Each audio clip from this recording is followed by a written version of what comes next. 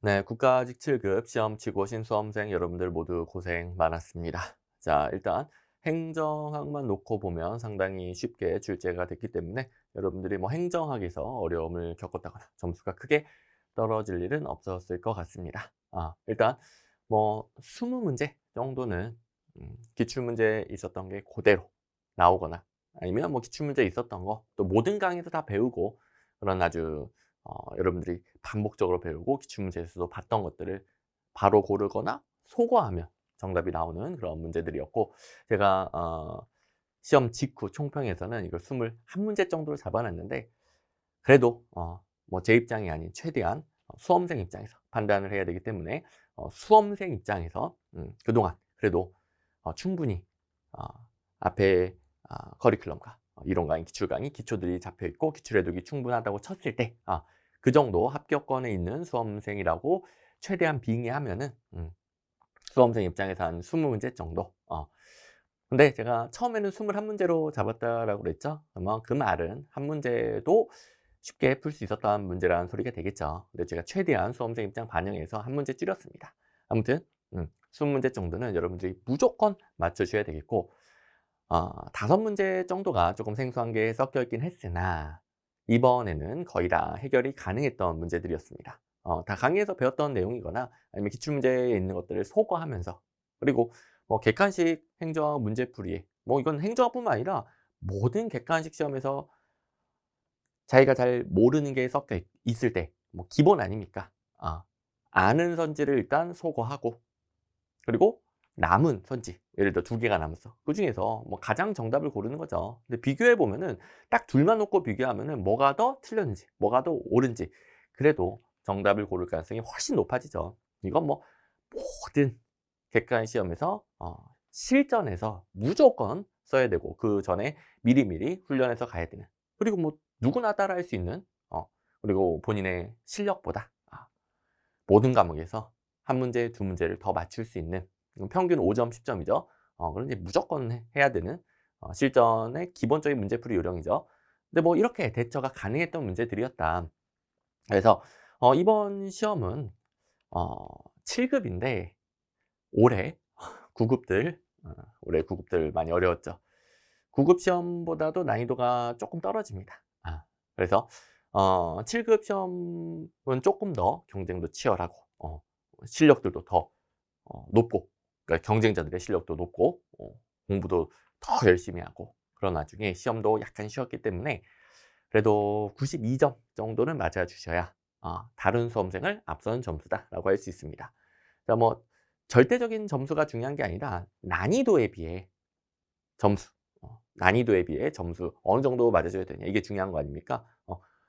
어렵게 나왔을 때는 뭐 80점대 이번처럼 쉽게 나오면은 90점대 나와 주셔야 다른 수험생을 앞설 수가 있습니다. 우리는 뭐 절대적인 점수 중요한 거 아니라고 그랬어요. 난이도에 비해 다른 수험생을 앞서는 점수. 이제 다른 수험생을 앞서는 점수, 합격 점수라고 할게요. 합격 점수를 맞으려면은 이 정도 난이도에서는 92점 이상은 맞아 주셔야 되겠습니다. 생소한 게 섞여 있는 문제도 대부분 풀 수가 있었습니다. 뭐 한두 문제 정도 틀릴 수 있었다. 음. 근데 이제 문제는 뭡니까? 이렇게 쉬운 문제인데 다른 수험생들도 특히 이제 공부를 어느 정도 하신 뭐 1년 이상 하신 수험생들 이야기 들어보면은 어렵다고 하는 사람이 별로 없잖아요.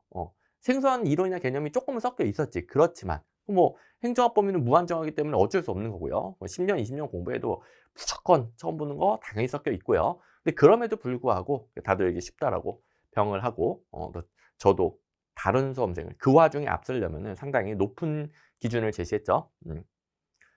근데 본인만 공부를 오래 했음에도 불구하고 점수가 한참 모자란다. 그러면 그러니까 공부 기간이 짧아. 반복이 부족해. 그럼 아직은 부족할 수 있죠.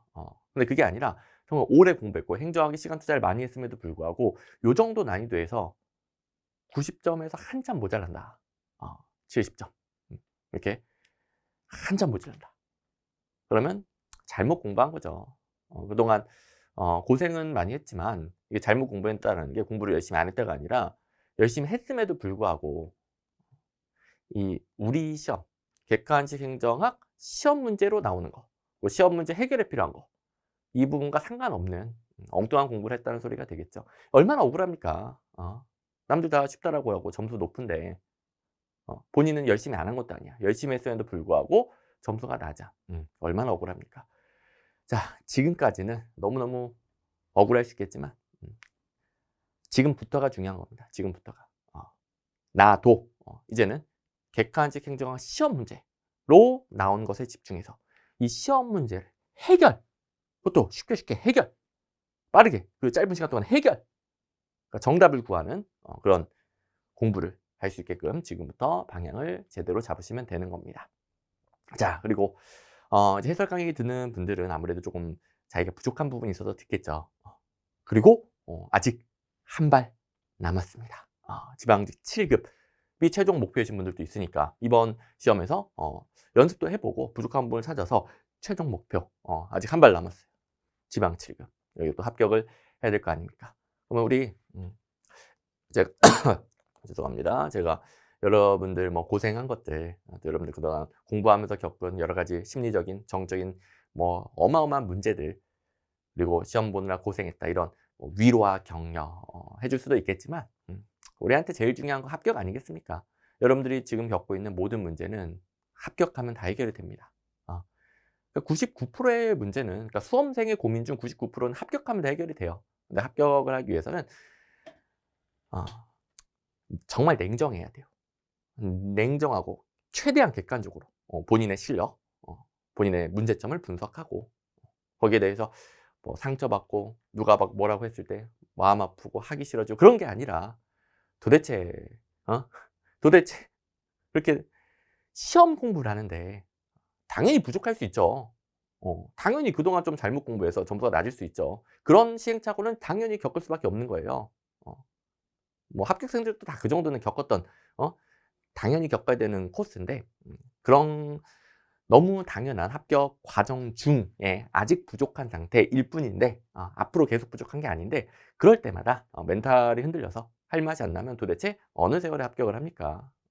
그래서 자, 제가 여러분들 뭐 따뜻하게 위로와 격려, 공감 해주고 싶고 그렇게 보듬어주고 싶은 마음도 있지만 뭐 우리의 최종 목표는 합격이고 여러분들이 당장은 좀 괴로울 수 있지만 합격하면 모든 게 해결되기 때문에 우리 조금만 아주 냉철한 마음, 잘 안 되더라도 냉철한 마음 잠시만 잡아보고 또 해설 강의와 함께 철저하게 문제를 분석해서 그리고 나는 어떤 문제점이 있는지 같이 분석을 해서 이제 앞으로 행정학 실력 쭉쭉 올리고 공부한 족족 문제가 잘 풀리고 점수가 나오는 공부 방법을 바꿔서 다음 시험에 합격하면 되는 겁니다. 자, 아무튼 쉽긴 쉬운 시험이었어요. 일단 7급 평균적으로 제가 이 기출문제라고 달아놓은 거, 뭐 제 해설 강의를 처음 듣는 분도 있을 테니까 간단히만 설명드리면 여태까지 나왔던 뭐 수천 가지 기출문제가 아니고요. 기출에 강한 행정학 단원별 기출문제집에 제가 엄선해 놓은 한 1700문제 정도의 기출문제에서 바로 풀리는 문제가 출제되는 비중입니다. 평균적으로 80점 정도는 그냥 기출문제집에 있는 것만 달달달 해도 똑같은 거 나와요. 문제 바로 풀립니다. 그러니까 이 부분은 대비 가능한 부분이라는 거죠. 대비 가능. 이게 기본 점수여야 돼요. 여기서 틀리면 절대로 안 됩니다. 이게 부족한데 좀 처음 보는 거, 생소한 거 그런 것 때문에 불안한 마음에 혹시 내가 공부 안 돼도 시험에 나와가지고 떨어질까 불안한 마음에 온갖 것들을 다 찾아보게 되면 여기서 많이 틀리는 거예요. 시간과 에너지는 한정적이잖아요. 공부 범위를 마구마구 넓히면은 여러분들 하루 24시간이 뭐 36시간, 48시간이 늘어나는 게 아니잖아요. 우리의 시간과 에너지는 한정적이기 때문에 불안한 마음에 공부 범위를 마구마구 넓혔을 때 여기서 더 많이 틀린다. 그리고 자기가 넓힌 거는 시험에 안 나옵니다. 너무 행정학 범위는 무한정해요. 예측하려는 것 자체가 불가능한 거예요. 저도 모르는 거 나올 수 있어요. 저도. 저는 이제 행정학 강의만 10년, 그전에 뭐 행정고시, 뭐 행정대학원 등등해서 행정학만 거의 뭐 14년 가까이 연구하고 여러분들 시험 문제 추가로 분석해서 이제 강의를 하고 있는데 그동안 얼마나 수많은 합격생들을 배출했으며 그다음에 안타깝게도 제 말 안 듣고 이 객관식 행정학 시험 문제에 맞지 않는 방식으로 공부하다가 이제 불안감에 휩쓸려 다니다가 결국 이제 안 되는 수험생들도 얼마나 많이 봤겠습니까. 그래서 뭐 제가 항상 추구하는 거 여러분들의 합격이고 본질적으로 합격하는 방법을 가르쳐 주죠. 여러분들의 불안한 마음 자극해 가지고 뭐 강의 하나 교재 하나 더 팔아먹으려고 그러지 않고 그냥 무조건 합격하려면 이렇게 해야 된다. 뭐 수험생이니까 항상 불안한 존재라는 것 뭐 저도 당연히 알죠. 저도 이제 행정고시 수험 생활을 무려 3년 반이나 겪으면서 고시다 보니까 3년 반도 나름 빨리 합격한 거지만 그래도 수험 생활에 3년 반을 쏟아붓는다고 생각을 해 보세요. 여러분들 중에 그런 분들이 지금 많지는 않을 겁니다. 아주 극소수일 겁니다. 그분들이 이제 그동안 잘못 공부했으면은 이제 제대로 잡고 다시 또 합격하면 되는 것이고 아무튼 얼마나 그 마음을 알겠습니까. 근데 어쨌든 자 공부 범위 마구마구 넓히면 이번 시험은 진짜 너무 쉽기도 하고 이번 시험에 그 쉬운 문제들 그래서 더 많이 틀리고 이거 넓히는 만큼 여기를 반복할 수가 없으니까 뭐 한두 번 본다고 맞추나? 반복을 해야 훈련을 해야 맞추는 거죠. 더 많이 틀리고 자기가 찾아보는 거 안 나오고 그다음에 마구마구 넓히면 건드릴 수밖에 없는 거예요. 건드리는 수준으로는 또 나와도 못 맞출 수도 있고요. 하나 얻어 걸려서 맞춘다 해도 하나 맞고 3-4 개 틀리고요. 자 그러니까 평균적으로 우리가 대비 가능한 데서 80점이 나온단 말이에요. 이거 달달달해서 일단 기본 점수가 80점이 시작돼야 되겠고 이걸 바탕으로 생소한 문제들을 또 대처해 나가는 거예요. 제가 이제 생소한 문제를 좀 두 가지로 분류하는데 100점 방지 이거는 어 저도 시간 내에 풀라고 하면 풀 자신이 없을 정도로 이건 뭐 거의 그 너무 많은 수험생들이 100점 맞을까 봐 배치하는 정도의 문제. 뭐 풀 수 없는 문제입니다. 여기까지는 대처 못했다 하더라도 생소한 문제로 제가 분류하는 것들은 기출문제를 바탕으로 대처들이 다 됩니다. 기출문제는 거 속어하기도 하고 그다음에 이건 이론 강의 때부터 우리 시험 공부를 하고 있는 거니까 실제 시험장 가서 대처를 해야 된단 말이에요. 행정학 범위는 무한정이에요. 그거 다 공부하면 무조건 떨어지고 그건 무조건 떨어지는 거 무조건. 그리고 대처는 필요한데 생소한 문제에 대해서 대처 이론 강의 때부터 계속 배우는 겁니다. 당연히 필요한 거죠. 그래서 최소한의 시간과 노력을 들이더라도 가성비는 훨씬 좋게 대처가 잘 되고 정답을 고를 수 있게끔 또 이게 돼야 가능한 거예요. 이게 돼야. 여기서 다 맞추고 대처해서 합격 점수를 완성해 가는 거죠. 그리고 이번 시험은 딱 평균적이었어요. 딱. 그래서 일단 여러분들 80점어치는 다 맞춰야 됩니다.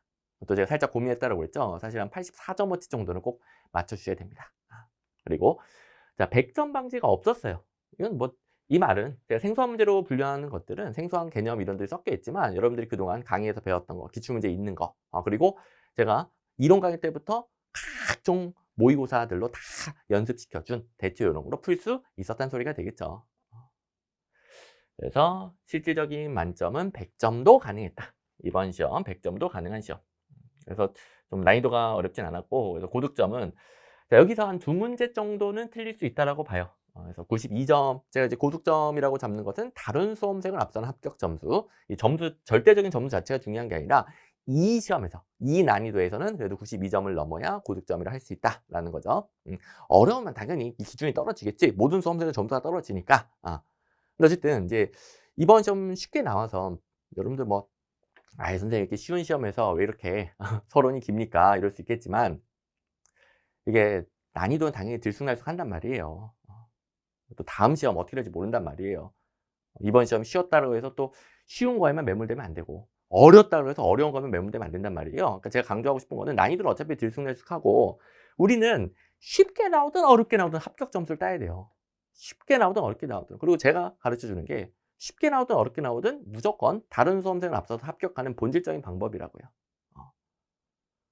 그게 뭐다? 여기 있는 거 다 맞추는 거예요. 일단 여기 있는 걸 다 맞아야 돼요.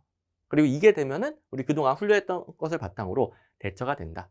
근데 이제 처음부터 제 강의를 들어오신 분들이야 뭐 충분히 훈련이 쌓였겠죠. 그래서 대처도 이번 시험에 잘 했을 것이고 조금 공부 기간이 부족해서 반복이 부족했다 하더라도 제가 해설 강의에서 드릴 말씀 맞다. 선생님이 이렇게 풀라고 그랬었지. 다 기억이 날 거예요. 그러면서 실력이 더 올라갈 거예요.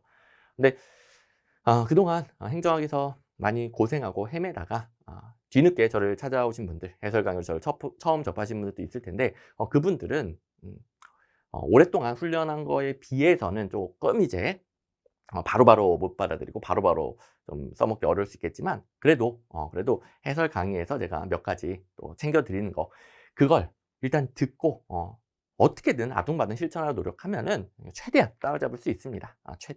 최대한 따라잡아야죠. 자 그리고 이제 이게 중요하다고 하는 게 아니에요. 이것도 해설 강의에서 대체령을 배워볼 건데 여기를 더 잘 챙기셔야 되겠죠. 하여간 공부 방향이 잘못되면은 아무리 공부해도 점수가 안 나오고요. 뭐 1 년, 2년 날리는 건 금방입니다. 공부 방향이 중요한 거예요. 합격하는 방향으로 가야 됩니다. 자 그리고 생소한 문제가 대부분 대처가 가능했기 때문에 여기서 잘 보세요. 제가 분발 대상을 76점 이하로 잡았는데 그렇다면 6개가 틀린 거잖아요. 생소한 문제에서 1-2 개는 여러분들이 맞춰요. 1-2 개는. 무려 무려 여기서 막 4개, 5개를 틀려 버리는 거잖아요. 대비 가능한 거. 모든 강의에서 배우고 기출문제집에 다 있었던 거.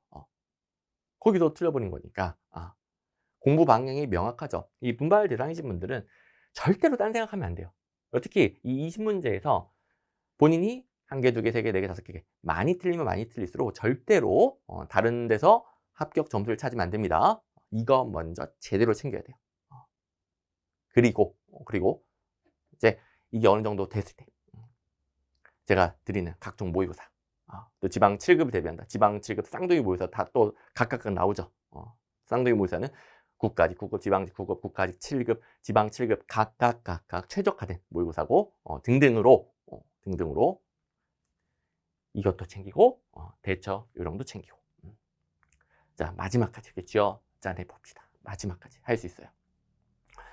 자 그리고 고득점 근처까지 오신 분들은 뭐 살짝 아쉬운 부분이 있으니까 모의고사를 제가 이제 방금 말했던 모의고사들을 치면서 거기서 부족한 부분을 찾아서 기출문제 있었던 걸 틀렸다 챙기시고 그다음에 생소한 거 대처를 못했다. 그러면 이제 대처 요령을 또 강의에서 배우면서 이렇게 챙겨가시면 되는 거예요. 뭐 모의고사 강의는 전부 다 들을 필요는 없죠. 본인 실력이 부족하면 또 다른 과목 실력이 빵빵하고 행정만 부족하면은 뭐 모의고사도 강의까지 같이 하면 더 좋겠지만 그런 게 아니라면은 제가 필요한 문제만 요새 다 패스로 듣잖아요. 필요한 문제 해설만 딱 들어서 이런 식으로 문제를 해결하는구나 챙겨가시면 되겠죠. 자 아무튼 우리 해설 들어가 볼 건데 서로는 긴데 제가 여러분들 걱정되는 게 많고 다음 시험에서 합격을 해야 되니까 해설은 뭐 금방 끝날 것 같습니다. 아주 쉬워요. 뒤쪽에 좀 어려운 것들이 있는데 뒤쪽 앞부분은 쉽습니다.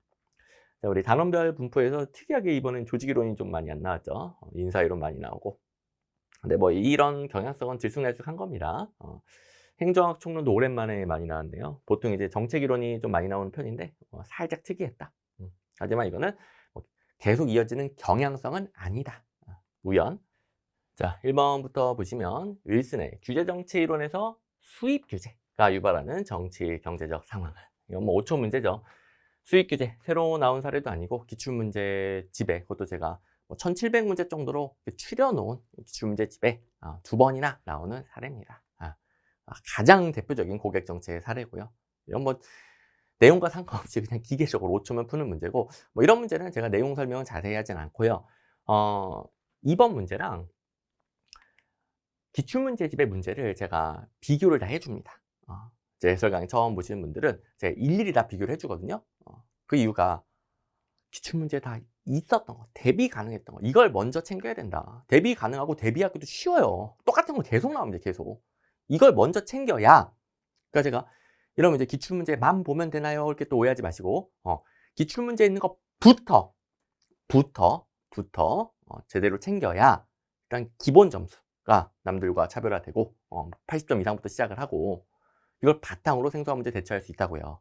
오늘 다 해설 강의를 보여드릴 겁니다. 해설 강의는 정말 처음부터 끝까지 꼼꼼하게 다 들으셔야 됩니다. 정말 철저하게.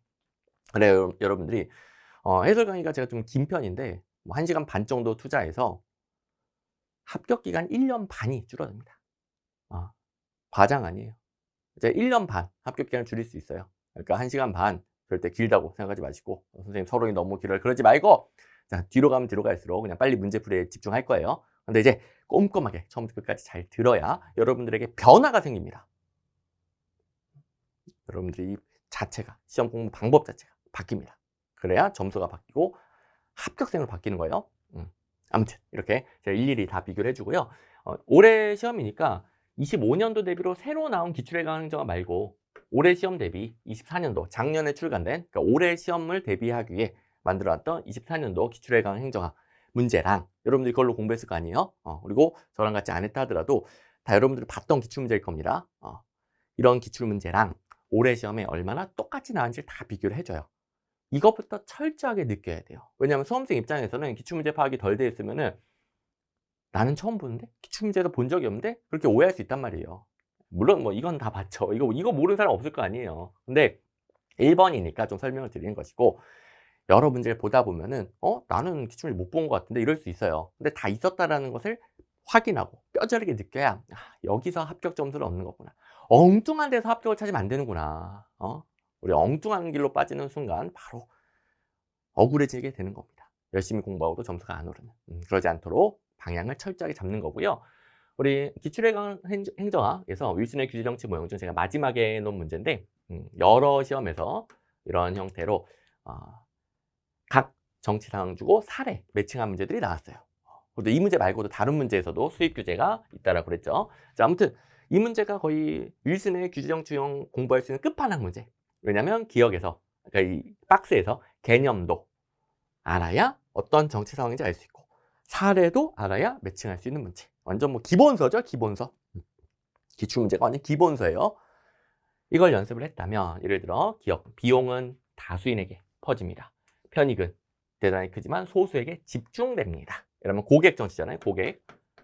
기계적으로 나와야죠. 편익만 집중되는 거 고객정치, 그리고 고객정치 사례 수입규제. 해필이면 또 수입규제요. 우리 시험하고 똑같은, 이번 시험 똑같은 수입규제요. 기계적으로 이런 문제 풀게 되는 거죠. 이런 문제들이 일단 여러분들이 제대로 반복돼 있어야 된다. 이것만 한다고 된다는 게 아니라 이게 우선순위가 가장 높은 거예요. 기출문제 집에 있는 기출문제부터 당연히 모든 강의에서 배우고 이것부터 제대로 한다. 그리고 이제 시간과 여력이 되는 만큼 모의고사들을 통해서 제가 드리는 뭐 개정법령 예상문제 아직 안 나왔지만 근거가 있어서 제가 또 주는 앞으로 나올 수 있습니다. 주는 것들을 챙기시면 되는 거죠. 제가 뭐 기출문제만 해주고 끝나는 게 아니잖아요. 그 다음도 여러분들 불안해하는 생소한 것들도 다 여러분들이 최소한의 시간으로 어마어마한 효과를 낼 수 있게끔 다 만들어 놨어요. 뭐 브리타 대비 특강이라든가 강의하면서 다 설명드릴 겁니다. 그 다음에 각종 모의고사의 예상 문제라든가 다 만들어 놨습니다. 근데 그거는 우선순위가 가장 높은 단원별 기출문제집의 기출문제부터 제대로 하고 그 다음에 시간과 여력이 되는 만큼 하는 것이다. 이제 2번 행정 이념 중에서 수단적 가치로만 묶인 것은 우리 행정 이념 중 본질적 가치, 수단적 가치를 구분시키는 문제가 계속 나왔죠. 근데 사실 본질과 수단의 정답이 어디 있어? 하지만 우리 객관식 행정학 시험은 정답이 있어야 합니다. 그래서 어거지로 정답을 정해내고요. 항상 본질적 가치로는 공정, 형평자 5가지만 나오죠. 공익, 정의, 사회적 형평성, 평등, 자유. 공익, 정의, 사회적 형평성, 평등, 자유. 지우시면은 수단적 가치. 4번. 공정, 형평자만 본질적 가치고요. 나머지는 다 수단적 가치로 출제됩니다. 우리 시험은 그렇게 출제를 항상 하고 있으니까 올해도 똑같이 그 패턴으로 나왔고 기계적으로 푸는 문제. 이것도 뭐 5초 컷이죠. 또 당연히 기출문제집에 있었던 행정의 가치 중 성격이 다른 하나를 고르라고 하는데 공정, 형평자 외에는 다 수단적 가치다. 여기 공익 있고 정의 있고 사회적 형평성, 평등, 자유. 형평성 빼고 다 있네요. 그리고 이 문제 다음 문제 214번에는 형평성이 본질적 가치다. 다음 문제 또 있습니다. 다 있어요. 다 있어. 됐고. 그 다음에 아이고 이 앞부분 문제 왜 이렇게 쉽노? 예산의 원칙과 그 예외가 바르게 짝지어진 것은 뭐 내용이 어렵죠. 하지만 워낙 똑같은 패턴으로 나오기 때문에 워낙 많이 나오고 항상 똑같이 나오기 때문에 두 문자 따서 그냥 달달달 이렇게 풀어버리죠. 어쨌든 예산의 이용은 심지어 사전 의견을 받아야 된다는 것을 예산 원칙의 예외 쪽에서도 배우고 이용 자체 배울 때도 또 자세하게 배우죠. 이게 중요하고 시험에 어마어마하게 잘 나오니까 여러 번 배우기 때문에 사전 의견의 원칙의 예외 아니다. 사전 의견 받아야 된다. 뭐 그 외에도 정말 지겹게 나오죠. 통일성의 원칙, 통목, 복수, 특기 이런 식으로 뭐 외워서 풀면 될 정도로 목적세, 단일성의 원칙, 단추, 특기, 특별하게. 완전성의 원칙은 완전, 순수, 현기차. 완전, 순수, 현기차. 자, 이 두 문자가 뭐 처음이신 분들은 이거 앞으로 저랑 같이 공부하면 이거 지겹게 다 외우고 뭐 자유자재로 쓸 수 있게 됩니다. 워낙 똑같은 패턴으로 나오는 부분은 기계적으로 풀 수 있게끔 두 문자도 활용하면은, 자, 내용 이해도 제가 다 시켜주죠. 이해도 다 시켜주지만 무엇보다 시험 문제가 잘 풀린다. 어쨌든 아주 쉬운 문제였고, 자, 이용에 대해서 뒤에 또 나왔. 어떻게 같은 회차에 이용이 사전 의결 받아야 되고, 뭐 이용은 장관한 간의 융통이 뭐 그런 걸 같은 회차에서 두 문제나 나와요. 조금 이제 너무 중복 아니야 싶을 정도로. 자, 아무튼 당연히 기출문제집에 이 문제 외에도 전통적 예산 원칙의 예외 문제는 어마어마하게 많고, 뭐 여기에도 지금 전대차관은 완전성의 원칙, 예산 총계주의랑 완전성이죠. 똑같은 거죠. 전대차관도 있고, 그다음에 목적세, 통일성의 원칙도 있고, 그다음에 이용은 사전 의결 받는데 전용이 사전 의결 원칙의 예외이다. 또 있고, 그다음에 얘는 이제 안 겹치네. 아무튼 벌써 3개나 겹치고요. 이 문제 외에도 특히 요 1, 2, 3번이 겹치는 문제 어마어마하게 많습니다. 4번도 여러 번 나오고. 아무튼 뭐 전용은 사전 의결 받는다. 근데 이용은 받지 않는다. 뒤에 문제가 또 있기 때문에 혹시 내용이 뭐였더라? 궁금하신 분들은 그때 설명드릴게요. 아무튼 뭐 가장 여러분들이 공부가 되는 걸로 골라놨을 뿐. 자, 그리고 제가 쌍둥이 모의고사를 살짝 언급을 했었었는데, 이게 기출문제 한 문제 더 있었네. 죄송합니다.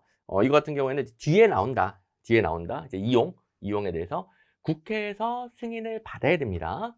국회 승인을 받아야 됩니다. 국회 승인을 받아야 됩니다. 국회 승인을 받아야 됩니다. 제가 밑줄을 좀 잘못 껐네요. 자, 밑줄을 여기다 국회 승인을 받아야 됩니다. 이용은. 그리고 전용은 국회 승인을 받을 필요가 없다. 기출문제를 이용 전용 비교해야 되기 때문에 한 문제를 더 갖다 놨는데, 아무튼 뭐 사전 의결의 원칙 예외 아니라는 거, 뭐 정말 여러 문제에 나온다. 지금 이제 1204번 전통적 예산 원칙 쪽이에요.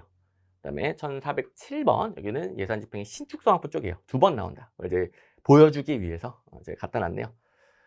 자, 그리고 제가 살짝 순서를 착각했던 쌍둥이 모의고사 처음으로 띄워볼 건데, 쌍둥이 모의고사 띄우는 이유는 모의고사 적중 자랑 막 그런 게 아닙니다.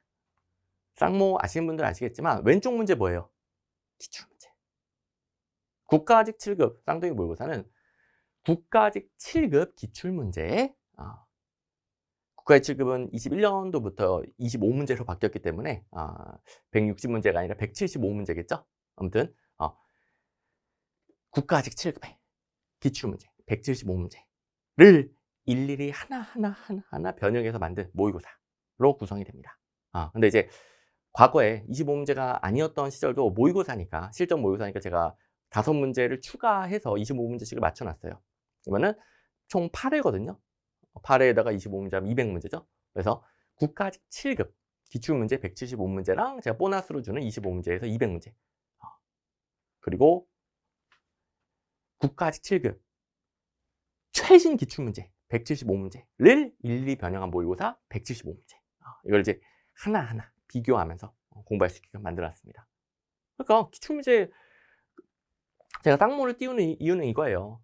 우리 본질적인 합격 실력, 어렵게 나오든 쉽게 나오든 다른 수험생을 앞서는 본질적인 합격 실력은 단원별 기출문제집의 기출문제부터 제대로 하는 것이다. 그걸로 만드는 것이다. 근데 시간과 여력이 되는 만큼 그 다음 더 실력을 높이기 위한 것들을 모의고사 등등으로 제가 다 만들었다고 했죠? 대비하는 거라고 그랬는데, 그 중에 가장 핵심이 되는 건 쌍둥이 모의고사가 되겠습니다. 왜냐하면 자기가 볼 시험, 쌍둥이 모의고사는 국가직 9급, 지방직 9급, 국가직 7급, 지방직 7급 각각 시험에 최적화된 방식으로 각 시험의 8개년도 기출문제랑 그걸 일일이 변형한 모의고사로 만들기 때문에 각 시험에 최적화될 수밖에 없어요. 그래서 자기가 볼 시험에 최근 기출문제 봐야죠. 이걸로 마무리하는 게 핵심이다. 그럼 정리하면은 본질적인 합격 실력, 단원별 기출문제집의 기출문제부터 제대로 반복한다. 거기서는 헷갈리는 게 있으면 안 됩니다. 그리고 마무리, 자기가 볼 시험에 최근 기출문제로 마무리한다. 그런데 일일이 이렇게 변형해서 한 번 더 같은, 그러니까 최대한 쌍둥이죠. 그래서 이름도 쌍둥이에요. 최대한 같은 패턴도 연습을 하면 얼마나 좋겠습니까? 그래서 쌍둥이 모의고사는 뭐 모든 과목 통틀어서 제가 최초로 이게 저는 이제 한 지 오래됐어요. 몇 년 전부터 계속 만들어주고 있고 수험생들이 어마어마하게 좋아하고 합격생들이 특히 쌍모로 마지막에 합격했다 이런 분들도 많고 그리고 저 행정학 강사잖아요. 근데 선생님 제발 다른 과목도 같은 방식으로 이 방식으로 모의고사 만들어주면 안 될까요? 라고 요청할 정도의 방식이 되겠습니다. 방식상 해당 시험에 최저가 될 수밖에 없죠. 이제는 좀 다른 과목에서 따라하시는 그 강사분들이 계시더라고. 근데 아무튼 제가 원조 맛집, 저는 한지 오래됐어요. 뭐 거짓말 못 하잖아요. 조사하면 다 나와. 제가 원조 맛집. 뭐 10년 뒤, 20년 뒤에는 잘 모르겠지만 어쨌든 지금은 뭐 조사하면 다 나옵니다. 자, 그래서 이미 국가지급 8개년도 이내에, 이거는 이제 21년도 기출문제네요. 8개년도 이내 21년도 기출문제에 이용, 여기 문제 자체가 이용 전형이죠. 좀 둘 다 띄우다 보니까 조금 안 보일 수 있어요. 제가 말씀드릴게요. 이용 전형 이미 다 있었고, 자, 이용에 대해서 국회 의결을 얻어야 된다. 국회 의결을 얻어야 된다. 다 나와 있고요. 앞에 기출문제도 뭐 실컷 나와 있으니까 뭐 쌍모를 안 봤어도 푸는 문제입니다. 근데 제가 확인시켜 드리는 것은 그만큼 자기가 볼 시험에 최근 기출문제도 확인하고 가야 되고, 이왕이면은 거의 패턴이 똑같은 변형 문제로 겉모습을 바꿔서 연습하고, 쌍모는 제가 예상 문제들도 가미해주고 개정법률 예상 문제 가미해주고 여러 가지 또 기능들이 있어요. 같이 챙기면 얼마나 좋을까 이거죠. 자, 됐고 전용은 국회결 필요 없죠. 나머지는 지금은 생략할게요. 뒤에 또 나온다고 그랬죠. 자, 이렇게 공부 방향을 잡으시면 되겠습니다. 이제 제가 여러분들이 다음 시험에서 합격 점수를 얻기 위한 공부 방향은 다 잡아줬어요. 쉬운 문제들을 통해서 잡아줬고, 이제는 이제 문제 해설에만 집중을 할게요. 본인들이 좀 어려운 문제가 있다. 그 부분 잘 듣고. 근데 물론 이제 중간중간에 좀, 여러분들에게 꼭 필요한 팁들이 나가기 때문에 해설 강의는 웬만하면 건너뛰지 말고 그냥 처음부터 끝까지 꼼꼼히 다 듣는 게 최고입니다. 1시간 반 투자로 합격 기간 1년 반 줄인다라고 그랬죠. 어쨌든 이제 문제에 집중을 해봅시다. 다음과 같은 특징이 나타나는 정책 네트워크의 유형은 지겹습니다. 의회 상임위원회, 행정부처 이익집단, 철의 삼각이네요. 철의 삼각과 하이정 모형은 똑같은 모형이죠. 뭐 지겹게 나왔던 거. 그리고 하정위가 있잖아요. 하이정 모형, 정책 공동체, 이슈 네트워크. 하정위라고 할게요. 하정위가 네트워크 유형 중에서 자율성과 안정성이 가장 높습니다. 이유는 생략, 너무 기초적인 거니까. 그리고 당연히 기출문제. 참고로 여기 기출문제 달려있는 것들이 기출문제 집에 다 있었던 것들입니다. 정책 네트워크에 대해서 잘 보세요. 철의 삼각은 하위정부와 같은 뜻으로 의회 상임위원회, 분과위원회. 심지어 이 분과위원회라는 표현은 잘 안 쓰거든요. 주로 상임위원회라고 쓰는데 분과위원회라고 써준 것까지도 똑같고, 그다음에 행정부처 이익집단. 보통 이제 행정관료, 뭐 정부 조직 이런 표현을 많이 쓰는데 행정부처라는 표현을 쓴 것도 똑같고 이 문제 알고 보니까 국가직 7급이고 여기서 그대로 따다냈다 봐야죠. 그대로. 이게 좀 오래된 문제잖아요. 그러다 보니까 지금쯤은 20년 지났으니까 수험생들 기억 못하겠지. 하지만 저는 알고 있죠. 이게 똑같이 계속 반복돼서 나올 거라는 게. 가끔 이제 기출문제집에 오래된 문제가 조금 있어요. 조금. 왜 내비두는지 알겠죠? 똑같이 나오니까 똑같이. 그러니까 웬만하면은 최근 문제가 더 연습하기 좋아. 그러니까 같은 출제 포인트인데 연습하기 더 좋아. 뭐 최근 문제로 당연히 교체를 하죠. 오래된 문제 많으면 여러분들 불안하잖아요. 여기까지 공부를 해야 되나. 당연히 연습하기 더 좋은 문제가 나오면 최근 문제를 교체하지만 너무 중요한 문제, 그것도 이 문제가 연습하기가 더 좋고 그러면은 교체 안 하고 가끔씩 이제 오래된 문제를 내비둬요. 근데 똑같이 나오니까 내비두는 거죠. 똑같이 나오니까. 그러니까 제가 기출문제집에 넣어놓은 기출문제들은 출처 연도는 참고만 하는 거예요. 오로지 중요도 ABC, 문제마다 중요도 ABC가 달려 있습니다. 오로지 중요도 ABC로만 강약 조절하시면 되겠습니다. 아무튼 뭐 심하게 똑같죠. 자, 그리고 23년이면 작년 아닙니까? 작년에 또 나왔어요. 또 올해 2년 연속 또 나왔고, 제가 정책 네트워크는 이미 뭐 2005년도부터 나오기 시작했지만 최근 들어서 출제 비중이 더 올라갔다. 2년 연속으로 나올 수 있다. 정말 많이 나온다. 잘 대비하라고 그랬었죠. 국가직 7급 같은 시험에 2년 연속으로 또 나왔고 여기 왼쪽 기출문제 쪽에는 출제 포인트가 출제 포인트가 이제 3번에 비슷한 게 좀 있습니다. 자, 하위 정부 모형은 이익 집단, 의회 상임위원회, 주요 행정 부처로 구성되는 네트워크로 말하며 그다음에 하위 정부랑 철회 상각이 같은 말이란 말이에요. 그래서 같은 말이다 연습시키기 위해 제가 모의고사를 변형해서 만들어놨는데 철회 삼각도 이익 집단, 선출직위원, 바뀌었는데요? 의회 상임위원회, 선출직위원 섞었어도 되나요? 섞었어도 됩니다. 의회 상임위원회, 아까 뭐 분과위원회 섞었었고, 의원까지는 섞었어도 돼요. 정당은 안 되죠. 정당은 의회랑 다르죠.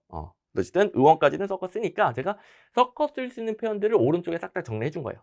여기도 행정부처랑 행정관료 섞었어도 됩니다.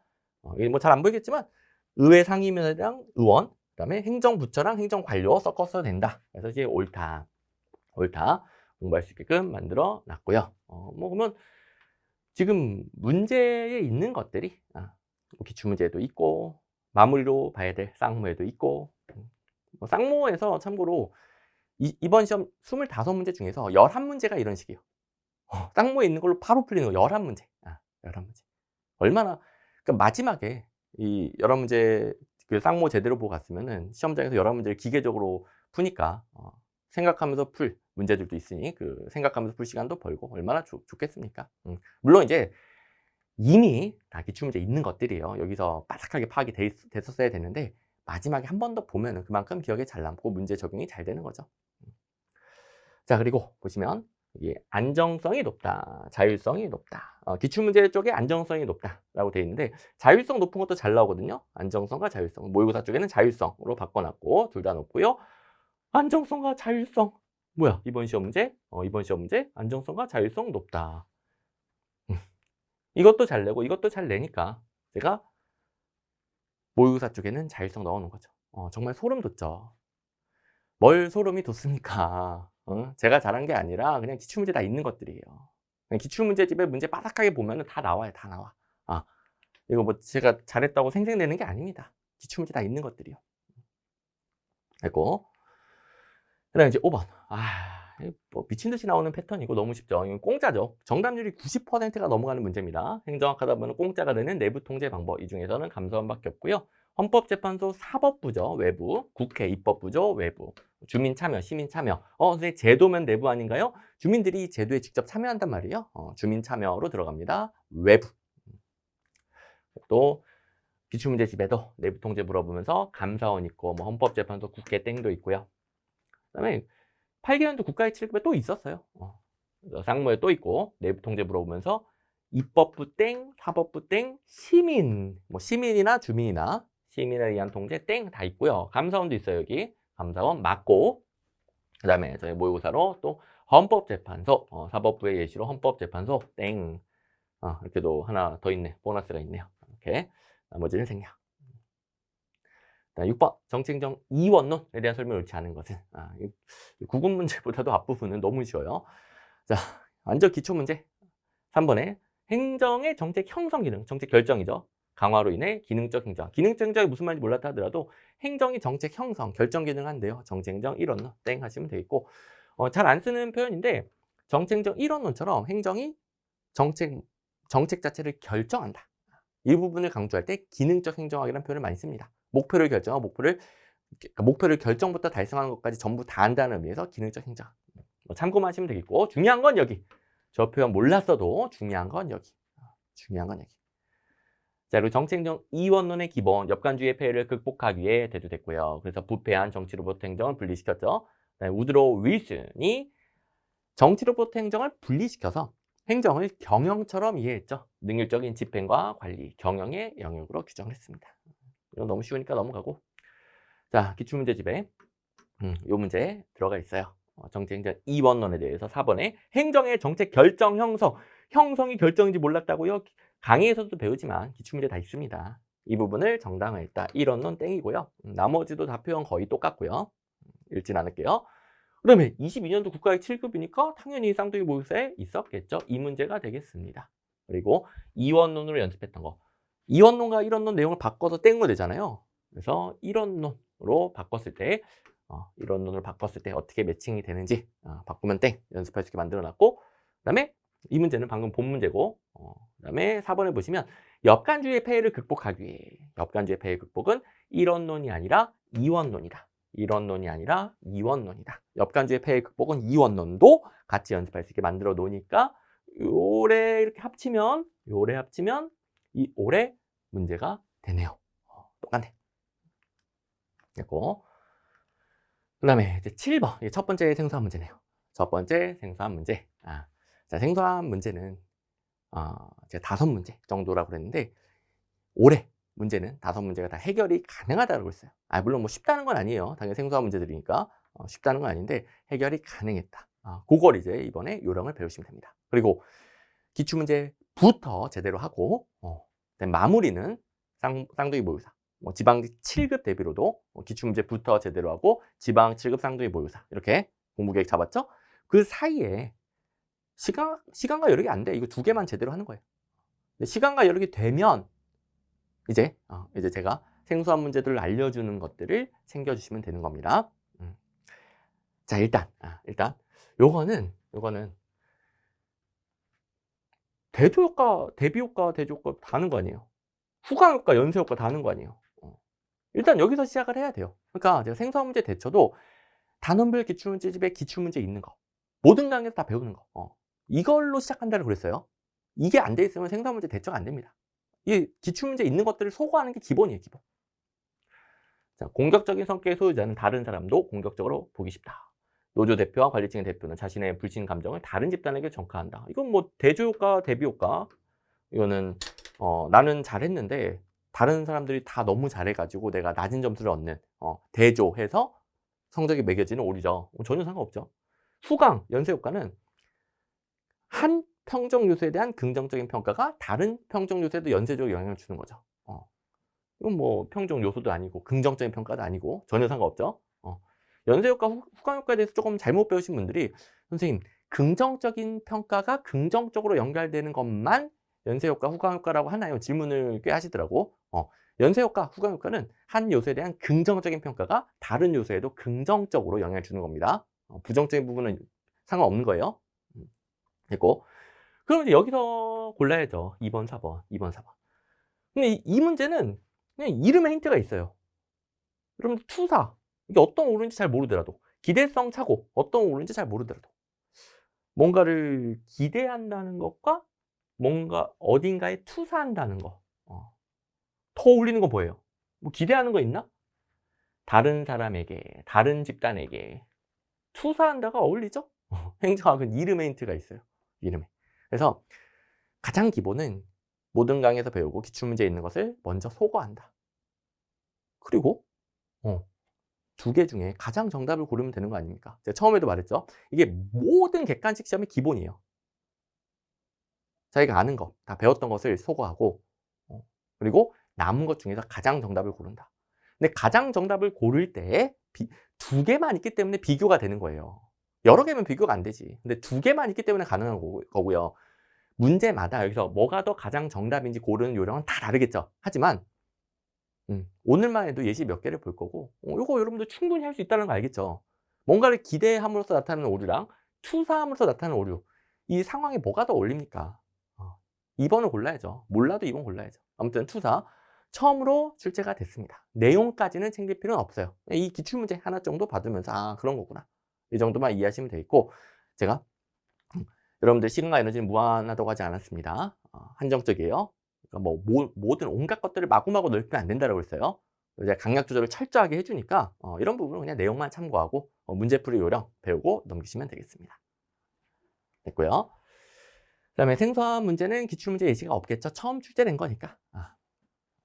자, 그다음에 8번 신공관리론의 특징으로 옳지 않은 것은.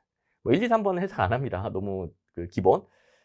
그리고 4번 분절화의 축소와 조직구조의 통합, 조정을 강조한다. 이거 탈신공공 관리론에서 정말 지겹게 출제했던 기출문제에 너무 많은 표현 아닙니까? 탈신공 관리론. 정답은 4번. 또 제가 모든 강의에서 미친 듯이 강조해줬던 요새 신공 관리론 자체도 여전히 잘 나오지만 신공 관리론에 대한 비판이 대세이기 때문에 비판하는 이론, 보완하는 이론들 어마어마하게 출제 비중이 올라갔다. 탈신공관리론도 대표적이고 기출문제 이런 표현들 꼭 챙겨둬야 된다. 똑같은 표현. 확인? 자, 기출문제집에 136번에 신공관리론에 대해서 구조적 통합, 분절의 축소. 자, 분절의 축소, 구조적 통합, 분절의 축소, 분절의 축소, 분절의 축소, 구조적인 통합. 이 표현은 신공공관리론 아니야. 탈신공관리론이야. 다 있고요. 네, 혹시 제 기출문제집 처음 보신 분들은 관련 틀린 선지 기능만 살짝 10초만 설명드릴게요. 이거는 원래 문제랑 똑같은 출제 포인트인데 겉모습을 바꿔서 연습할 수 있게. 우리 행정학 시험은 틀리게 바꿔서 출제한 부분이 출제 포인트잖아요. 요 부분을 좀 겉모습을 바꿔서 출제 포인트를 확인하고 좀 응용력도 기르기 위해 더 새로운 형태로 똑같은 내용인데 새로운 형태로 연습할 수 있게 만들어 놓은 게 관련 틀린 선지가 되겠습니다. 그래서 제 모든 교재들은 중요하면 중요할수록 자동으로 반복되게끔 설계되어 있어요. 중요도에 따라서. 제 강의 교재들은 진짜 철저하게 시험에 나올 가능성이 높으면 높을수록 더 많이 반복하고 가능성이 떨어질수록 덜 반복하게끔. 그래서 여러분들이 한정된 시간과 노력을 자연스럽게 우선순위가 높은 거, 합격을 위해 우선순위가 높은 것에 자연스럽게 쓸 수 있게끔 설계되어 있습니다. 그래서 제가 뭐 처음 강의할 때 이론 강의 OT에서 항상 제 소개할 때 설명드리는 게 합격을 추구한다 수준이 아닙니다. 뭐 모든 강의, 모든 교수님들이 합격을 추구하겠지. 저는 추구한다 수준이 아니라 어떻게든 합격되게끔 만들어 놓습니다. 강의든 교재든 합격이 되게끔 설계되어 있어요. 그러니까 여러분들이 해야 될 것은 강의 잘 듣고 제가 하라는 복습 잘하면 되는 거예요. 교재 어떻게 활용하세요? 복습 어떻게 하세요? 그대로 하면 되는 그대로. 그러면 자동으로 설계되어 있습니다. 네, 9번 정책 평가에 대한 설명을 옳지 않은 것은 일단 뭐 3번 총괄평가는 정책이 종료된 시점에서 결과를 평가하고요. 여러 가지 측면의 결과를 평가하죠. 평가성 검토, 평가성 사정이죠. 본평가 실시하기 전에 합니다. 예비평가고 평가를 더 잘하기 위해 뭐 실행 가능성 등등을 평가하는 거죠. 뭐 다 배우고 기출문제 있는 내용이고 쉬운 내용이고 1번이야 뭐 내부평가 개념은 당연히 아는데 두 번째 줄 무슨 말인지 모르면은 시험장에서 넘기면 되겠죠. 저도 근거를 잘 모르겠어. 내부평가가 외부평가와 비교하면 평가 결과의 활용성이 높다고 뭐 굳이 제 근거를 찾아보니까 내부평가는 그래도 자기가 한 정책이니 그 정책에 대해 잘 아는 사람들이 평가할 거 아니에요. 잘 알고 평가하니까 뭐 그 결과를 활용하기도 더 좋다라는 거죠. 외부에서 평가하면은 객관적이고 공정하긴 하지만 잘 모르는 사람들이 평가하는 거니까 활용도가 낮을 수 있고 너무 비판적일 수 있고 뭐 그런 내용이긴 해요. 근데 이런 것까지 어떻게 다 뭐 미리 공부해 두는 건 불가능하거든요. 뭐 근거도 애매하고 이런 것들은 실제 시험에 만나면 넘기는 겁니다. 넘겨놨더니 2번에 아니 정책 평가하는데 비용 편익 분석이 나왔어? 이미 틀린 것 같죠? 비용 편익 분석은 정책 실행이 가져올 벌써 미래형이에요. 미래형. 정책 평가는 정책한 후잖아요. 정책 집행 후. 적어도 뭐 과정평가, 형성평가, 뭐 집행 중에 할 수 있긴 하지만 그래도 집행 중부터 집행 후에 하는 그러니까 집행에 대해서 평가하는 게 정책평가죠. 근데 비용 편익 분석은 집행 전에 집행 전에 정책 결정 단계에서 정책 대안을 평가하는 거죠. 정책 집행을 평가하는 게 아니라 정책 대안을 결정할 때 대안을 평가하는 거죠. 그래서 대안이 가져올 비용과 편익을 화폐 단위로 계량화해 비교하는 방법으로서 어찌고저찌고 그 점에서 일단 틀렸고요. 자, 그 다음에 이건 여러분들 질문을 할까봐 비용 편익 분석은 무조건 능률성, 효율성이죠. 대응성 측면은 좀 고려하지 못하죠. 그러니까 하여간 비용 편익 분석은 효율성, 능률성에 치중하고 다른 가치들은 고려하지 못합니다. 그래서 뭐 여기도 만약에 비용 편익 분석에서 2번 문장이 나왔을 때 이 대응성 땡, 뭐 민주성 땡 이런 게 나오니까 출제 포인트가 될 수 있는데 이 부분은 출제하는 분이 이거 어차피 땡이잖아요. 전체가 다 땡이잖아요. 대안에 대한 평가니까. 그래서 좀 신경을 못 쓴 것 같기도 하고 그다음에 뭐 어거지로 평가를 하면 할 수 있으니까 뭐 요렇게 이제 건너가지고 어거지를 할 수 있으니까. 근데 만약에 비용 편익 분석에서 민주성, 대응성, 측정하기 용이하다 이런 식으로 효율성 외의 걸 측정하기 용이하다가 나오면 땡이긴 합니다. 자 그리고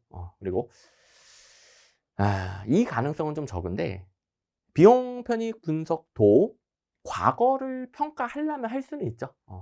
과거의 결과물의 비용과 편익을 평가하는 거예요. 할 수는 있어요, 할 수는. 만약에 이 가능성은 적지만 만약에 뭐 그런 의미로 정책평가도 가능한데요? 이런 식으로 출제했다면 여기가 땡이 되는 거죠.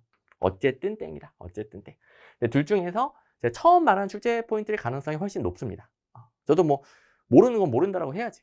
출제자의 마음을 제가 최대한 읽어가지고 최대한 객관적으로 정확하게 대학 교수님의 근거 다 찾아가지고 해설을 해주는데 뭐 이거는 좀 불분명하긴 해요. 근데 그동안 기출문제 비교해 봤을 때 기출문제 비교해 봤을 때 정책평가를 내면서 정책 대안의 평가 땡! 정책 결정 단계 정책 결정 아시다시피 정책 결정, 정책 집행, 정책 평가란 말이에요. 정책 결정 단계니까 땡! 이런 패턴이 원래부터 계속 나왔기 때문에 이 문제도 비용 편익 분석, 정책 대안의 평가니까 그 출제 포인트 가능성이 높다라는 거죠. 근데 혹시나 어거지로 정책 평가에 쓸 수 있으면 쓰려면 쓸 수 있으니까 그 경우에는 여기가 땡인 것이다. 뭐 같이 챙겨야지 뭐. 저도 확실하지 않아요. 전 모르면 모른다고 해요. 아는 척 안 합니다. 다 제가 말씀드린 것들은 제 생각이 없어요. 또 제 생각은 제 생각이라고 말을 해요. 또 모르면 모른다라고 하고. 제가 여러분들에게 확신, 100% 확신을 가지고 전달드린 것들은 다 근거가 있는 것들입니다. 대학교들 교과서에 있는 것들 다. 그동안 기출문제 근거. 이것도 기출문제 근거를 제가 제시하잖아요. 이거는 확신은 못하지만 근거 다 제시하는 겁니다. 아무튼 제가 여러분들을 합격시키기 위해 얼마나 정확하게 가르쳐 주려고 또 시험 문제 나오는 그대로 가르쳐 주려고 얼마나 노력을 하는지 뭐 다 제 진심이 전달되길 바랍니다. 10번 정책 집행에 대한 설명 옳은 것은 일단 1번에 후방향 접근법 이것부터 끝났죠.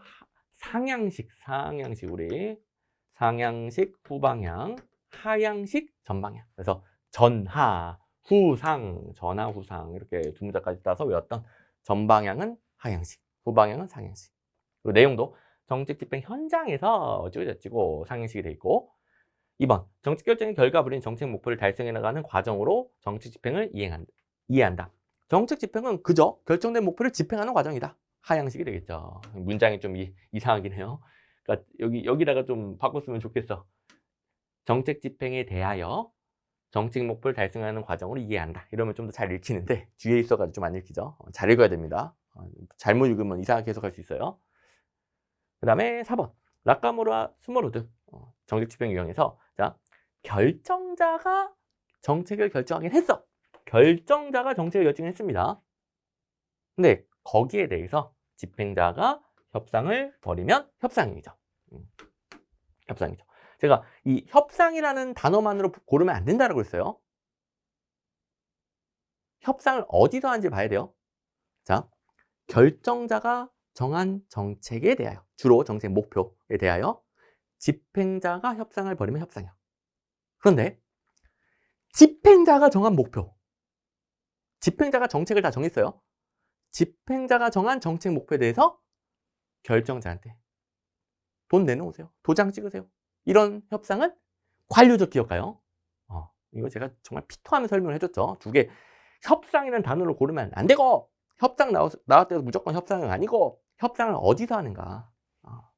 결정자가 정한 정책 목표에 대해서 집행자가 협상을 벌여야 협상형이고 이거는 협상형 맞죠. 맞죠? 오케이. 제가 뭐 피토하며 설명해 준 거니까 여러분들 절대 실수 안 하는 부분. 그래서 지워서 3번 하시면 되겠고 자 1, 2, 4번은 모든 강의에서 배우고 기출문제집에 다 있는 거 아닙니까? 지워서 풀면 되는데 3번은 좀 안 나오긴 하지만 3번도 기출문제 있긴 합니다. 매틀랜드 제가 한 문제를 넣어놨죠. 매틀랜드 7급에도 제가 가끔 나온다고 그랬잖아요. 매틀랜드는 9급에 나오는 거 못 봤는데 7급에서 난이도를 높이기 위해 가끔씩 활용을 해요.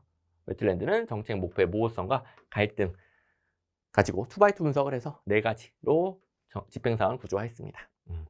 또 이거는 기출문제집에 있기는 있다. 역시 뭐 7급이죠.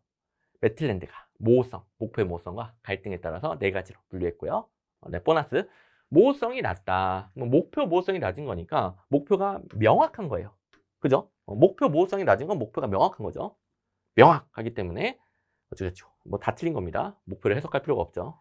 명확하니까. 보너스. 자, 그리고 11번. 체제 이론에 대해서 개방체제랑 폐쇄체제 비교하는 건 정말 오랜만에 나왔어요. 거의 한 20년 만에 나온 것 같은데 옛날에는 좀 나오던 주제였거든요. 근데 최근 들어서는 이런 주제 포인트가 거의 안 나오고 있다가 정말 오랜만에 나왔는데 3번 자체를 너무 오랜만에 나와서 저도 이제 강의 시간에 강조는 안 해주거든요. 이거 제가 다 알려줬잖아요. 왜 못 풀었어요? 뭐 저 그런 말 안 해요. 저는 그냥 별로 안 가르쳐 준 건 별로 안 가르쳐 줬다고 해요. 모든 걸 다 자세히 배울 수는 없으니까. 그래야 뭐 더 중요한 거 집중하지. 이거 저도 뭐 자세히는 안 알려주고 간단히만 챙겨주는 것들이에요. 근데 3번을 못 골라도 체제론 하는데 1번 목적 달성을 위한 유일 최선의 방법이 없다. 이거는 조직이론에서 현대적 조직이론이 체제론적 관점, 상황론적 관점 뭡니까? 환경과의 상호작용을 중시하는 관점이죠. 거기서 지겹게 나오죠. 체제론, 상황론 달려있으면 맨날 똑같은 거 나오잖아요. 그리고 같은 의미로 환경 변화에 맞도록 구조와 기능이 다양하게 분화되어 있어야 되겠고 4번 환경과 끊임없이 상호작용하는 것을 강조하죠. 이거 뭐 내용을 뭐 체제론 배울 때 모를 수가 없는 내용이죠. 그래서 지우면은 3번 나오는 거죠. 그래서 3번 자체는 정말 오랜만에 나온 출제 포인트고 저도 강의 시간에 언급은 하지만 자세히 뭐 대비하라고 한 건 아니더라. 하지만 상관없더라. 기출문제 보다 보면 다 풀리는 겁니다. 그러니까 이거는 3번 자체는 기출문제 없어도 아주 옛날 너무 오래전 기출문제라서 제가 기출문제집에 못 넣었어요. 다 넣을 수는 없으니까 뭐 3천 문제, 4천 문제 넘어가겠죠. 아무튼 그렇지 않아도 문제 풀린다. 문제 풀린다. 마구마구 범위를 넓힌다라고 해서 점수가 올라가는 게 아니라고 그랬죠. 마구마구 넓히는 만큼 중요한 걸 반복할 수 없다라는 것을 꼭 철칙으로 삼으셔야 됩니다. 우리의 시간과 에너지는 무한하지 않습니다. 선택과 집중을 하셔야 합격 점수가 나오는 거예요. 합격 점수. 모든 수험생들이 모든 문제를 알고 푸는 게 아니에요. 이렇게 푸는 거예요. 이렇게. 일부는 이렇게 푸는 거예요. 자, 어쨌든 뭐 개방체제, 폐쇄체제 비교할 때 체제의 에너지 소모, 뭐 엔트로피 얘기 뭐 살짝 들어본 적은 있죠. 엔트로피가 증가하면 에너지가 소모돼 버립니다. 그러면 체제가 소멸해 버려요. 폐쇄체제, 폐쇄체제. 근데 개방체제에서는 엔트로피가 감소하면서 외부 환경으로부터 에너지를 얻을 수 있어요. 에너지를 환경으로부터 계속 얻으니까 체제가 유지될 수 있겠죠. 듣다 보니까 맞네. 개방체제는 환경으로부터 에너지 얻을 수 있는데 에너지 소모라니 이거 이상하네. 이렇게 풀어도 되겠고. 아무튼 자세히 공부할 필요는 없고 체제론이 기본서 포인트 11번에 있을 텐데 뭐 포인트 11번 제일 마지막에 이 내용이 있습니다. 참고만 하세요. 참고만. 그리고 자, 또 그 직접적인 기출문제는 뭐 1번 관련된 게 하나 있네요. 조직이론 가면 무지막지 나온다고 그랬죠. 상황론적 관점, 체제론적 관점은 모든 상황에 적합한 유일 최선의 관리 방법을 모색한다. 땡. 이런 게 없다고 보는 거죠. 이런 게 없다고 본다. 그리고 환경과 상호작용한다. 이게 뭐 체제론적 기출문제인데 거기에 체제론적 관점을 행정과 환경의 교호작용을 강조하는 것이다. 이런 내용이 있고 뒷부분은 비판. 아무튼 뭐 이건 좀 그나마 좀 직접적으로 뽑아놨는데 이게 아니더라도 당연히 풀 수 있는 문제. 그 다음에 12번. 정책 결정 모형에 대한 설명으로 옳은 것은 자 일단 틀린 것부터 싹 한번 골라봅시다. 2번. 합리적 분석과 함께 정책 결정자의 직관적 판단, 초함적인 요소죠. 초함적 요소 강조하면 만족 모형. 죄송합니다. 최종 모형. 지금 약간 제가 살짝 지쳤어. 1시간 정도 된 것 같은데 여러분들도 그렇고 저도 그렇고 1시간 정도 되면은 살짝 당이 떨어지면서 살짝 좀 지쳤어요. 그래서 지금 여러분들 러닝타임이 아마 제가 이제 강의를 하도 오래 하다 보니까 거의 다 알거든요. 거의 정확하게 맞출 수 있는데 한 1시간 1분, 2분 정도 지나고 있지 않을까. 그 정도로 느껴지는데 아무튼 제가 살짝 좀 지쳐가지고 말이 좀 안 나오고 있어요. 아무튼 최종 모형. 자, 1시간 됐는데 반절밖에 못했네요. 괜찮습니다. 뭐 이제 제가 여러분들 조언해 줄 것들은 뒤에 좀 어려운 문제가 있죠. 그 부분 외에는 거의 없습니다. 다 왔어요. 자, 이제 최종 모형, 직관적 판단, 초함적 요소. 그 다음에 3번 앨리스 모형 중에서 타협을 통한 결정은 관료 정치 모형. 그 다음에 우연한 현상으로 정책 결정을 설명한다. 의사결정에 필요한 4가지 요소들이 독자적으로 흘러다니다가 우연한 사건에 의해 만나서 의사결정된다. 쓰레기통 모형. 그죠? 그다음에 1번 사이버네틱스 모형에서 배우긴 배우지만 많이는 안 나오는 표현인데 무목적적 적응 과정이다. 자, 이제 모든 교재에 표에 이런 식으로 정리를 해놨죠. 무목적적 적응 과정. 무목적적이나 뭐 비목적적이나 그게 그거죠. 그래서 뭐 그 표현을 봤다면은 바로 이제 1번 찍을 수도 있고. 아무튼 제일 안 나오는 거니까 설명을 드리면 사이버네틱스 모형은 합리 모형이 안 될 때 쓰는 거죠. 인간 합리성이 제한돼 있다고 보는 거죠. 그러다 보니까 시행착오를 겪으면서 정보를 환류시켜서 점점 적응해 나가는 거예요. 근데 그거는 합리 모형 안 되는 거라고 그랬어요. 완벽하게 목표 달성도를 극대화하는 과정은 아니더라. 무목적적 적응이 그 정도의 의미라고 보시면 되겠습니다. 그래서 인간 합리성이 제한돼 있다 보니까 적응 과정이 시행착오 거치고 그 다음에 완벽하게 목표 달성도 극대화 그런 거 아니다. 뭐 몇 가지 대안들이 있어요. 대안, 레퍼토리, 뭐 표준 운영 절차. 뭐 사이버네틱스 모형 성격을 가진 게 회사 모형이잖아요. 특징들이 겹치죠. 그런 것 중에서 그나마 좀 더 적당한 걸로 고르는 과정이 되겠습니다. 그리고 자, 드로의 최적 모형이 직관, 영감, 직관, 통찰력과 같은 초함정 요소를 합리적 분석과 함께 강조했더라. 둘 다 분석해야 된다고 봤더라. 그 다음에 타협, 협상 등 정적 상호작용 혹은 정적 게임을 벌인다고 하죠. 앨리슨 모형에서 관리정치 모형. 그래서 지금 2번, 3번 똑같은 거 기출문제 있었다 확인했고요. 그 다음에 정책은 문제 해결책 선택기회 참여자, 문해 참기로 부르는 거. 문제 해결책 참여자 선택 기회, 문해 참기. 그러니까 처음에 독자적으로 흘러다니는데 우연히 합류하면 결정된다. 쓰레기통 모형이 되겠죠. 그리고 쌍모에서도 자, 왼쪽 문제는 회사 모형인데 회사 모형의 여러 가지 개념들을 연습시키는 문제였어요. 근데 이 문제 회사 모형에서 연습해야 될 게 거의 다 있어요. 그래서 형태만 빌려와 가지고 좀 다양한 모형들을 연습시킬 수 있게 조금 바꿔놨는데 자, 회사 모형에서 공부해야 될 게 5가지거든요. 여기 4개, 여기 1개가 있습니다. 여기 4개, 1개. 이게 이 하얀색 배경에서 이게 잘 안 보이더라고. 여기 4개, 1개가 있습니다. 그리고 여기 합리적인 요소뿐만 아니라 직관, 판단, 창의, 영감 등 초함정 요소를 제시한 것은 디귿의 최종 모형이다. 그 다음에 디귿의 문해 참기가 디귿은 이제 문해 참기가 아니네. 중심권위가 부재한 혼란 상태에서 불명확한 기술, 일시적 참여자, 문제성 있는 선호, 쓰레기통 모형이죠. 그리고 이게 쓰레기통 모형은 다음 문제에 여기 있네. 여기 1번 쓰레기통 모형에서는 문해 참기가 처음엔 독자들 흘러다니다가 어떤 계기, 이런 우연한 계기로 교체해서 의사결정된다. 그래서 쌍모에도 다 있었던 뭐 정책 결정 모형들이야 워낙 똑같은 게 계속 출제가 되니까. 자, 그리고 다시 13번 예산 제도에 대한 설명 옳은 것만을 모두 고르면 뭐 시기 순서부터 가볼까요? 리을, 품목부 예산제도, 행정부의 예산 집행을 다 통제할 수 있죠. 뭐 유용 남용 방지 기출문제 지겹게 나오죠. 이런 것들은 생략할게요. 그래서 행정부에 대해서 의회가 회계 검사, 회계 책임 확보 등 강력하게 예산 집행을 통제할 수 있고 그 후에도 책임 확보가 용이하죠. 그다음에 니은 성과주의 예산제도 가보시면 성과주의 예산제도 지금 이제 성과주의하고 영기준을 동시에 봐가지고 성기준이라고 읽을 뻔했네. 성기준 예산제도가 아니라 성과주의 예산제도. 성과주의 예산제도는 업무 단위랑 단위 원가를 곱해서 예산을 배분하죠. 그런데 공공 부분에서 업무 단위 원가 산정이 어렵다라는 비판을 받습니다. 그래서 업무 단위 선정도 곤란하고 단위 원가 계산도 곤란하다는 비판을 받죠.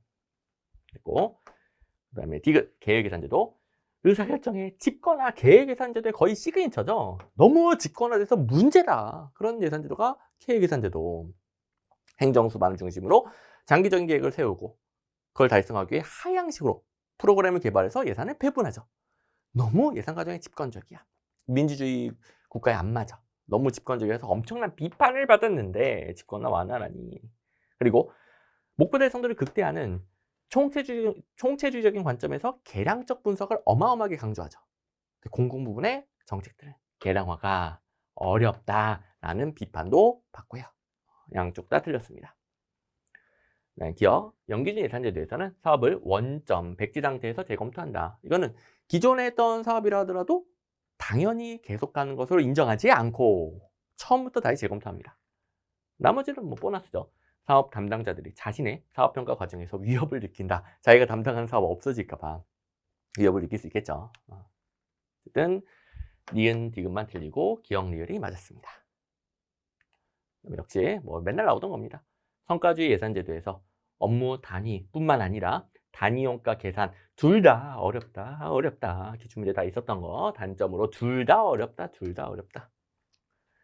이렇게 똑같은 표현이 기출문제에 있었다고요. 아직 반복이 부족한 입장에서는 이렇게 생각 안 날 수 있어요. 근데 이거는 그저 다 대비 가능한 거니까 기출문제 해독 들리면 자동으로 기계적으로 푸는 거예요. 그 다음에 계획예산제도에서 PPBS 집 권한을 강화시킨다. 아우, 완화 땡, 강화 맞고 지겹게 나옵니다. 그 다음에 쌍모에서도 왼쪽 1번에 보시면 성과주의 예산제도는 재정사업에 대한 투입보다는 그 결과에 대한 관심을 강조해요. 그런데 정작 성과 측정 어렵고 사업 원가 산정 어렵다. 원가 산정에 여전히 많은 난관이 있다. 여러분 잘 안 보이겠지만 원가 산정 어렵다라고 적혀 있습니다. 이미 국가의 7급에도 다 나왔던 내용. 그리고 계획 예산에 대해서 집권화되는 문제가 있는 거. 계획 예산 집권화되는 문제. 계획 예산으로 이미 국가의 7급에 나왔던 거. 그리고 그다음에 14번 예산 집행 과정의 신축성 유지 방안에 대한 설명을 옳은 것만을 모두 고르며 자, 이용 사정 또 나온다고 그랬죠. 장관한 간의 융통은 이용이 되겠습니다. 장관한 간의 융통이 기관 간 융통을 수반할 수 있어요. 이거 뭐 아까 봤던 문제 쌍모 아까 봤던 문제 보시면은 자, 이용에 대해서 입법 과목사의 상호 융통이다. 장관한 간의 상호 융통이죠. 그래서 3번 보시면 전용은 장관항 들어가면 틀리는 거예요. 전용은 자 여기는 잘 안 보이니까 잘 들어야 됩니다. 이용은 입법 과목 장관항 사이 융통, 전용은 항 들어가면 틀려요. 세항 목 간의 융통. 미친 듯이 나온 출제 포인트고 앞에서 기출문제를 봤었죠. 앞에서 아이고 그 앞에서 봐가지고 여기 놨네. 앞에서 그 기출문제에서 전용은 장관항, 이용은 세항 목 간의 융통이다. 그냥 한 번 더 넣을 걸 그랬네. 앞에 넣어가지고 안 넣었는데 아무튼 봤었죠. 자 그리고 여기 이용에 대해서는 기관 간 이용도 가능하다. 가능하다. 뭐 다 기출문제 있는 것들이에요? 이 기관 뭡니까? 들어가도 되는 거죠. 근데 여러분들이 꼭 기억해야 될 것은 장관항 간의 융통. 그리고 어차피 틀렸어. 어차피 전용이라고 했으니까 어차피 땡. 그래서 이렇게 배우다 보면은 뭐 덜 중요한 것도 섞여 나올 수 있어요. 근데 문제 푸는데 지장이 전혀 없더라. 제가 강조해 주는 것들 잘 챙겨야 장관항이네 전용 땡 바로 푸는 거죠. 네, 니은 예산 성립 후 연도 내 지출 원인행위라고 불가피한 사유로 지출하지 못했거나 아니면 지출 원인행위조차 못한 거예요. 그럴 때 다음 연도로 넘기는 것을 사고 이혈이라고 하죠. 이건 말 그대로 사고가 난 거예요. 이게 뭐 아재 개그 말장난 그런 게 아니라 한자가 사고 났다 할 때 그 사고예요. 불가피하게 회계연도 중간에 쓸 수 있을 줄 알았는데 불가피하게 부득이하게 못 써서 다음 연도로 넘어가는 거 사고가 난 겁니다. 사고 이혈. 그렇죠? 기출문제 똑같은 내용들이 많고 보시면 여기 불가피한 사유로 지출하지 못한 경비를 다음 연도 넘기는 것은 명시이월 땡 사고이월 뭐 똑같네. 똑같습니다. 명시이월은 회계연도에 쓸 수 있을 줄 회계연도에 못 쓸 걸 예상했어요. 올해 못 쓴다. 명시이월은 못 쓴다는 걸 예상하고 명시적으로 국회 사전 의결도 받아서 넘기는 겁니다. 그러니까 명시이월이죠. 자, 그 다음에 여러분들이 가끔씩 질문하시는데 선생님 지출 못한 경비는 무슨 말인지 알겠는데 지출 원인행위를 하지 못한 경비 이게 무슨 말인가요? 여러분들 발생주의 복지부기 배우잖아요. 지출 원인행위 발생주의에 따르면은 어떤 거래를 인식할 때 원인이 있으면 인식하죠. 그 원인행위가 이런 거죠. 지출 원인행위가 원인이 되고 그 다음에 지출을 하는 거잖아요. 그럼 잘 보세요. 지출을 못했다 랑 지출 원인행위를 못했다는 어쨌든 지출을 못한 거예요. 그러니까 지출 원인행위를 했는데 지출을 못할 수도 있고 지출 원인행위조차 못할 수도 있죠. 또 어쨌든 결론은 똑같잖아요. 그죠? 여러분들 발생주의 복지법이 다 이해하고 있어야 됩니다. 그러니까 뭐 회계 기술적인 것은 저도 잘 이해 못하고 너무 어렵지만 적어도 원인행위, 실제행위 이거는 인과관계는 여러분들 알고 있어야 되겠죠? 발생지 복지법이 다 배웠으니까 어려운 거 아닙니다. 어쨌든 가끔씩 질문을 하시니까 설명을 드렸고, 지출을 못했다든 지출 원행위를 못했다든 결국은 지출 못한 것이다. 그래서 다음 연도로 넘긴다. 신경 쓸 필요가 없는 거죠. 아무 신경 쓸 필요가 없는 거예요. 출제 포인트는 여기에요, 여기. 이걸 잘 챙겨야죠. 출제 포인트 아닌 데서 엉뚱한 데서 헤매면 공부가 산으로 가는 겁니다. 산으로. 됐고, 이게 예비비란 예측할 수 없는 예산의 지출 또는 예산 초과 지출에 충당하는 거죠. 그냥 개념이니까 그대로 넘어가고. 이체도 마찬가지로 그냥 개념, 정부 조직되거나 법령의 재정 개정 또는 폐지로 인해 그 직무와 권한이 변동했을 때 예산도 직무 권한이 넘어갔으니까 그에 따라 예산도 이체시켜 준다. 뭐 계좌 이체 같은 거죠. 그래서 디글리을은 개념 그 자체니까 뭐 기출문제 집에도 많고 이대로만 공부하시면 끝. 자, 그리고 여기 쌍무에 그러니까 정부 조직에 관한 법령의 재정 개정 또는 폐지로 인해 그 직무와 권한의 변동에서 예산이 이에 따라 변경하는 것은 이용 땡 이런 문제도 있고요. 이용 땡. 이씨 집안들이 많죠. 이체, 이용, 뭐 이월 잘 구분해야죠. 방금 전에 읽은 것은 이체니까 이런 것도 연습할 수 있게 만들어놨고, 그다음에 여기도 사고 이열이 불가피한 사유로 지출하지 못한 경비를 다음 년도 넘기는 것이다. 다 만들어놨어요. 뭐 예비비에 대한 개념도 개념은 아니지만 예비비에 대한 것도 있고 뭐 여러 문제 많습니다.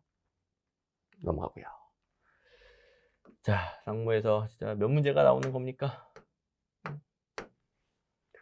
15번. 국가 지방자치단체 간의 사무 배분에 대한 설명을 옳지 않은 것은, 자, 일단 1번 기간임 사무에 대해서 정말 지겹게 나왔던 출제 포인트. 지방자치단체 그 자체에 위임한 게 아니라 지방자치단체의 장에게 위임한 것이다. 지방자치단체에 위임한 것은 단체임 사무죠. 나머지는 맞고, 기간임 사무는 주로 국가 사무를 지방에 시키는 거죠. 거의 뭐 순전히 국가 사무를 시킵니다. 단체 장에게 위임. 1번에서 끝났어야 되는데 2, 3, 4번은 조금 어렵긴 해요. 아니, 4번은 뭐 당연한 소리긴 한데 어쨌든 2, 3, 4번은 기존에는 좀 안 나왔던 내용들이 섞여 있긴 해요. 하지만 1번이 너무 명확히 땡이고, 그다음에 나머지는 잘 듣고 이해만 하시면 됩니다. 여러분들 보충성의 원칙 알죠? 최대한 지방정부가 알아서 처리하게끔 내비두는 거예요. 지방정부에게 다 맡기고 내비둬. 근데 지방에서 도저히 못할 때 중앙이 보충한다. 그 말은 지방정부가 최대한 많은 것들을 처리하게 해주는 겁니다. 근데 그걸 받아들인다 해도 사무에 따라서는 보다 넓은 지역을 담당하는 광역지방자치단체나 중앙정부가 1차적인 책임을 지고 처리하는 것이 훨씬 효율적일 때도 있다. 효율성의 원칙에 따르면 더 넓은 범위가 효율적이면은 그래도 넓게 하는 것도 필요하더라, 이 정도 의미가 되겠죠. 그러니까 둘 다 적용되고 있죠. 그다음에 3번 포괄성의 원칙. 지방자치단체가 배분받은 사무에 대해서 배타적인 권한, 이게 좀 어려운데요. 포괄성의 원칙은 제가 이론적으로도 설명해주고 교재에도 정리해두고 우리나라 규정으로도 설명해주고 교재에도 정리해놓잖아요. 규정에 보면은 이런 표현 있죠. 우리나라 규정. 다른 사무들과 함께 종합적으로 처리할 수 있게끔 배분을 해야 된다. 이게 뭐냐? 지방정부에게 사무를 배분해 줄 거면 그것만 마치 국가 사무를 처리하는 것처럼 따로 하는 게 아니라 그 지방의 다른 사무들 있죠. 그 지방자치단체가 원래 자기가 하던 사무랑 마찬가지로 자기가 책임지고 포괄적으로, 그러니까 지방정부에 일을 맡길 거면은 국가 사무인 거 너무 티내지 말고 그냥 지방에 아예 맡기고 그 지방자치단체의 권한으로, 배타적인 권한으로 자기 책임으로, 이 말이죠. 배타적인 권한, 그 지방자치단체의 권한과 책임으로 다른 사무와 함께, 그러니까 다른 일반적인 지방사무와 함께 지방자치단체의 권한과 책임으로 처리하시오. 이런 의미가 되겠습니다. 은근히 좀 이해가 안 되는 분들이 있는 내용이긴 해요. 4번은 뭐 당연한 거 넘어가고요. 그리고 단체임 사무는 단체 장에게 위임된 사무 땡. 기관 위임 사무는 단체 위임된 거 땡. 맨날 나오던 거 확인.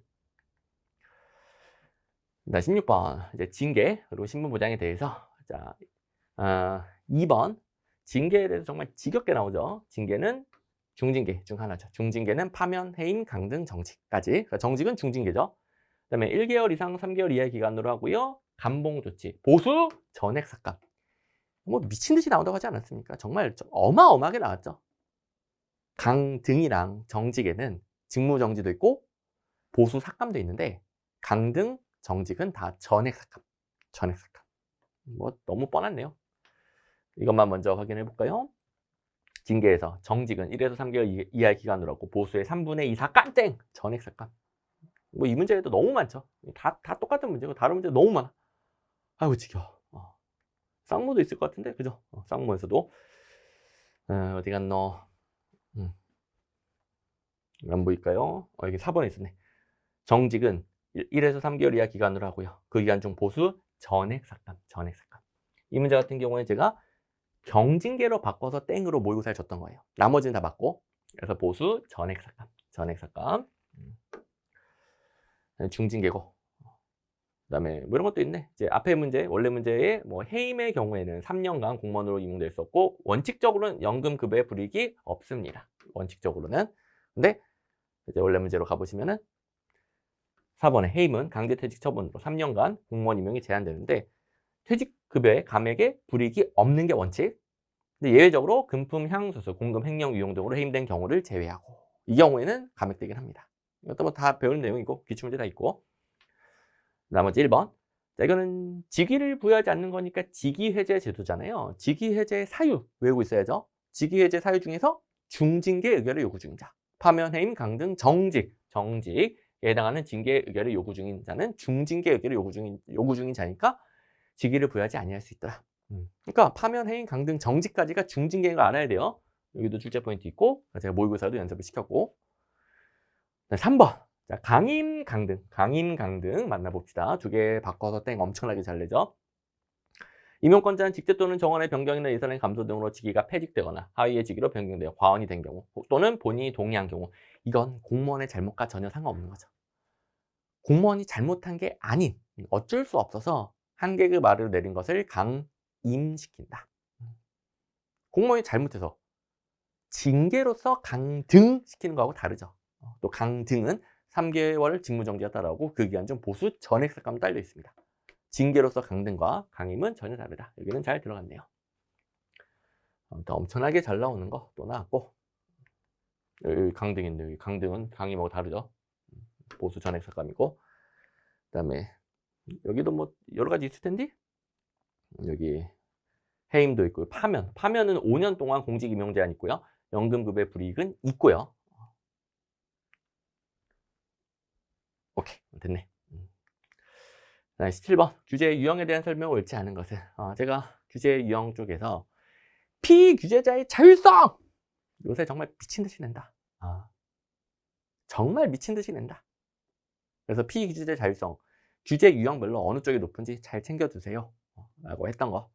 뭐 제가 정말 올해 강의뿐만 아니라 계속 요 근래 계속 잘 냈으니까 이거는 이유가 있어요. 실제 행정에서 규제 정책을 할 때 피규제자의 자율성을 중시하고 있어요. 여러 가지 대학교인데 논문도 어마어마하게 나오고 있고 성공 사례 잘 나오고 있고 피규제자의 자율성을 엄청나게 강조하고 있기 때문에 시험제도 엄청나게 요새 잘 나오고 있습니다. 이거는 그냥 요새 실제로 너무 강조하는 거라서 이렇게 잘 나오는 거고 근거가 있는 것들은 제가 계속 강조해 줄게요. 계속. 그냥 생소한 문제 혹은 뭐 나왔다 안 나왔다 나왔다 안 나왔다 꾸준히 나오긴 하지만 나왔다 안 나왔다 문제들도 있지만 이거는 이제 계속 앞으로 당분간 중요하니까 제가 미친 듯이 강조를 드렸고 또 나왔습니다. 또 올해 9급 시험에서 이게 나왔죠. 4번 네거티브 규제는 포지티브 규제보다 피규제자의 자율성을 더욱 보장하는 것이다. 피규제자의 자율성 네거티브가 훨씬 높죠. 설명 생략 너무 많이 나왔으니까 기출문제 집에 다 있고 그리고 이것뿐만 아니라 다른 유형에서도 하여간 피규제자의 자율성 미친 듯이 낸다라고 그랬고 성과 규제가 관리 규제보다 피규제자의 자율성이 높고 관리 규제가 수단 규제보다 자율성이 더 높죠. 그래서 성과, 관리, 수단 규제 같은 경우에는 자율성이 이렇게 되어 있죠. 이렇게. 그래서 다른 유형도 다 나올 거라고 그랬습니다. 다른 유형도. 그리고 이거는 이미 계속 나왔던 패턴이에요. 3번에 지금 기출문제집인데 포지티브 규제는 네거티브 규제에 비해 규제의 대상 기한 자율성이 크다 땡. 네거티브가 더 크다라고 그랬고 이건 올해 9급 시험에 나왔고 몇 년 전 최근 여러 시험에 잘 나왔고 1번 수단 규제는 성과 규제에 비해 규제 대상 기간 피규제자의 자율성이 작다. 성과 규제가 더 크다. 성과 규제가 크다. 성과관리 수단도 원래부터 피규제자의 자율성을 물어보던 유형입니다. 자, 그리고 2번에 성과 규제에 대한 개념, 해결 목표, 규제 목표에 대한 달성 수준을 정하고 목표만 달성하면 돼요. 그러니까 피규제자의 자율성이 높은 거죠. 목표만 달성하면 돼. 수단을 알아서 하면 되는 거예요. 그런데 그에 비해 관리 규제는 과정 내내 이것 좀 지켜주세요. 과정 내내 지켜야 될 기준이 있습니다. 그에 비해 수단 규제는 아예 그냥 꼭 이걸 투입해야 돼. 정해져 있어요. 자율성이 가장 부족하죠. 3번 직접 규제, 자율 규제 부분도 요새 출제 비중이 조금씩 올라가고 있는데, 직접 규제가 일반적인 정부가 직접 하는 규제죠.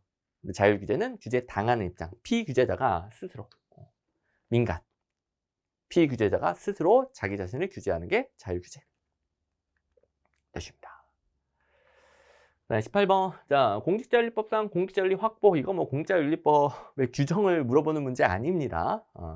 그 공직자윤리법에 어떤 법률이든 1조의 목적 규정 있잖아요. 1조 목적 규정 이거랑 좀 다르게 생겼어요. 규정 문제 아니고요. 그냥 공직윤리는 능률성 확립은 아니잖아요. 이렇게 푸는 문제예요.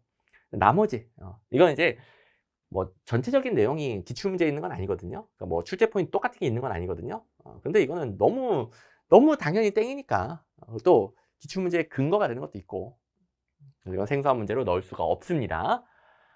나머지는 여러분들 읽어보면 되는 요새 뭐 공직윤리 확보에 대해서 이해충돌 방지 등등등 강조되고 있는 개념들. 아무튼 답은 너무 쉽고, 그리고 기출문제 이런 게 있는데, 윤리 문제와 관련해서 왜 이게 윤리 문제가 중요하냐, 왜 중요하냐. 그동안 너무 효율성 가치에 치중했기 때문에, 치중이 좋은 의미는 아니잖아요. 너무 효율성에 치중했기 때문에 공직윤리 확보가 중요하다. 이건 이제 신공관리론 효율성 강조했죠. 신공관리론을 비판하는 이론인데, 너무 효율성에 치중했으니 효율성 말고 공직윤리예요. 효율성 말고 공직윤리. 뭐 이런 문제도 당연히 힌트가 되고, 또 뭐 이거 안 봤어도 그냥 공짜 문제. 행정학과 너무 공짜.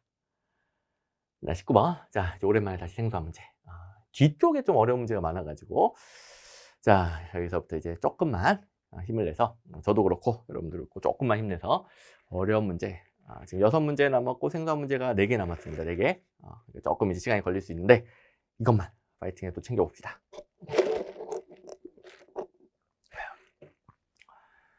가볼까요? 19번 같은 경우에는 2번은 처음 출제가 됐습니다.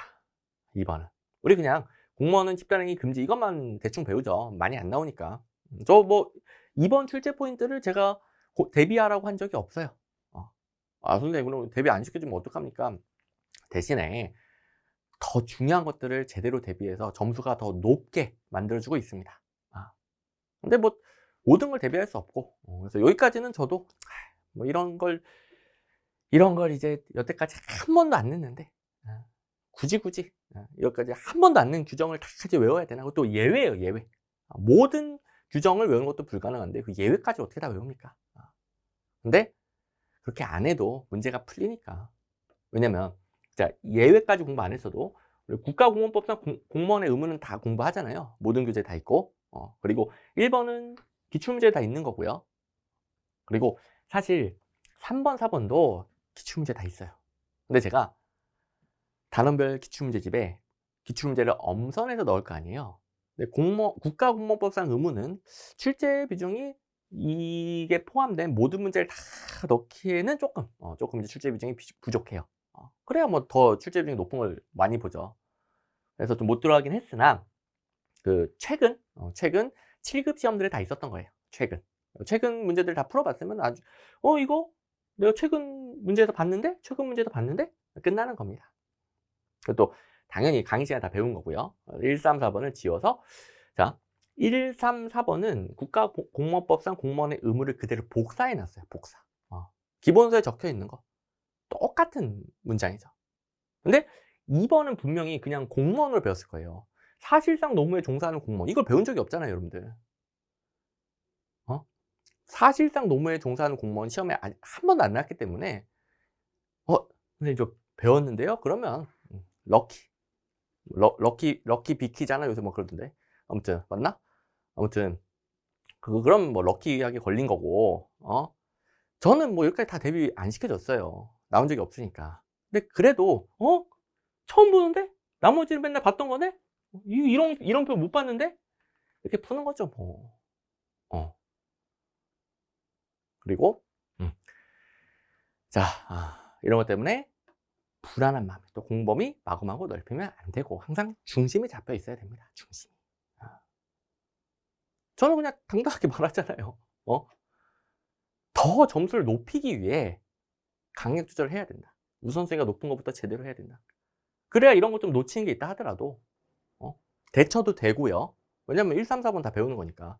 대처도 되고, 그리고 혹시 대처 못했어도 점수는 더 높습니다.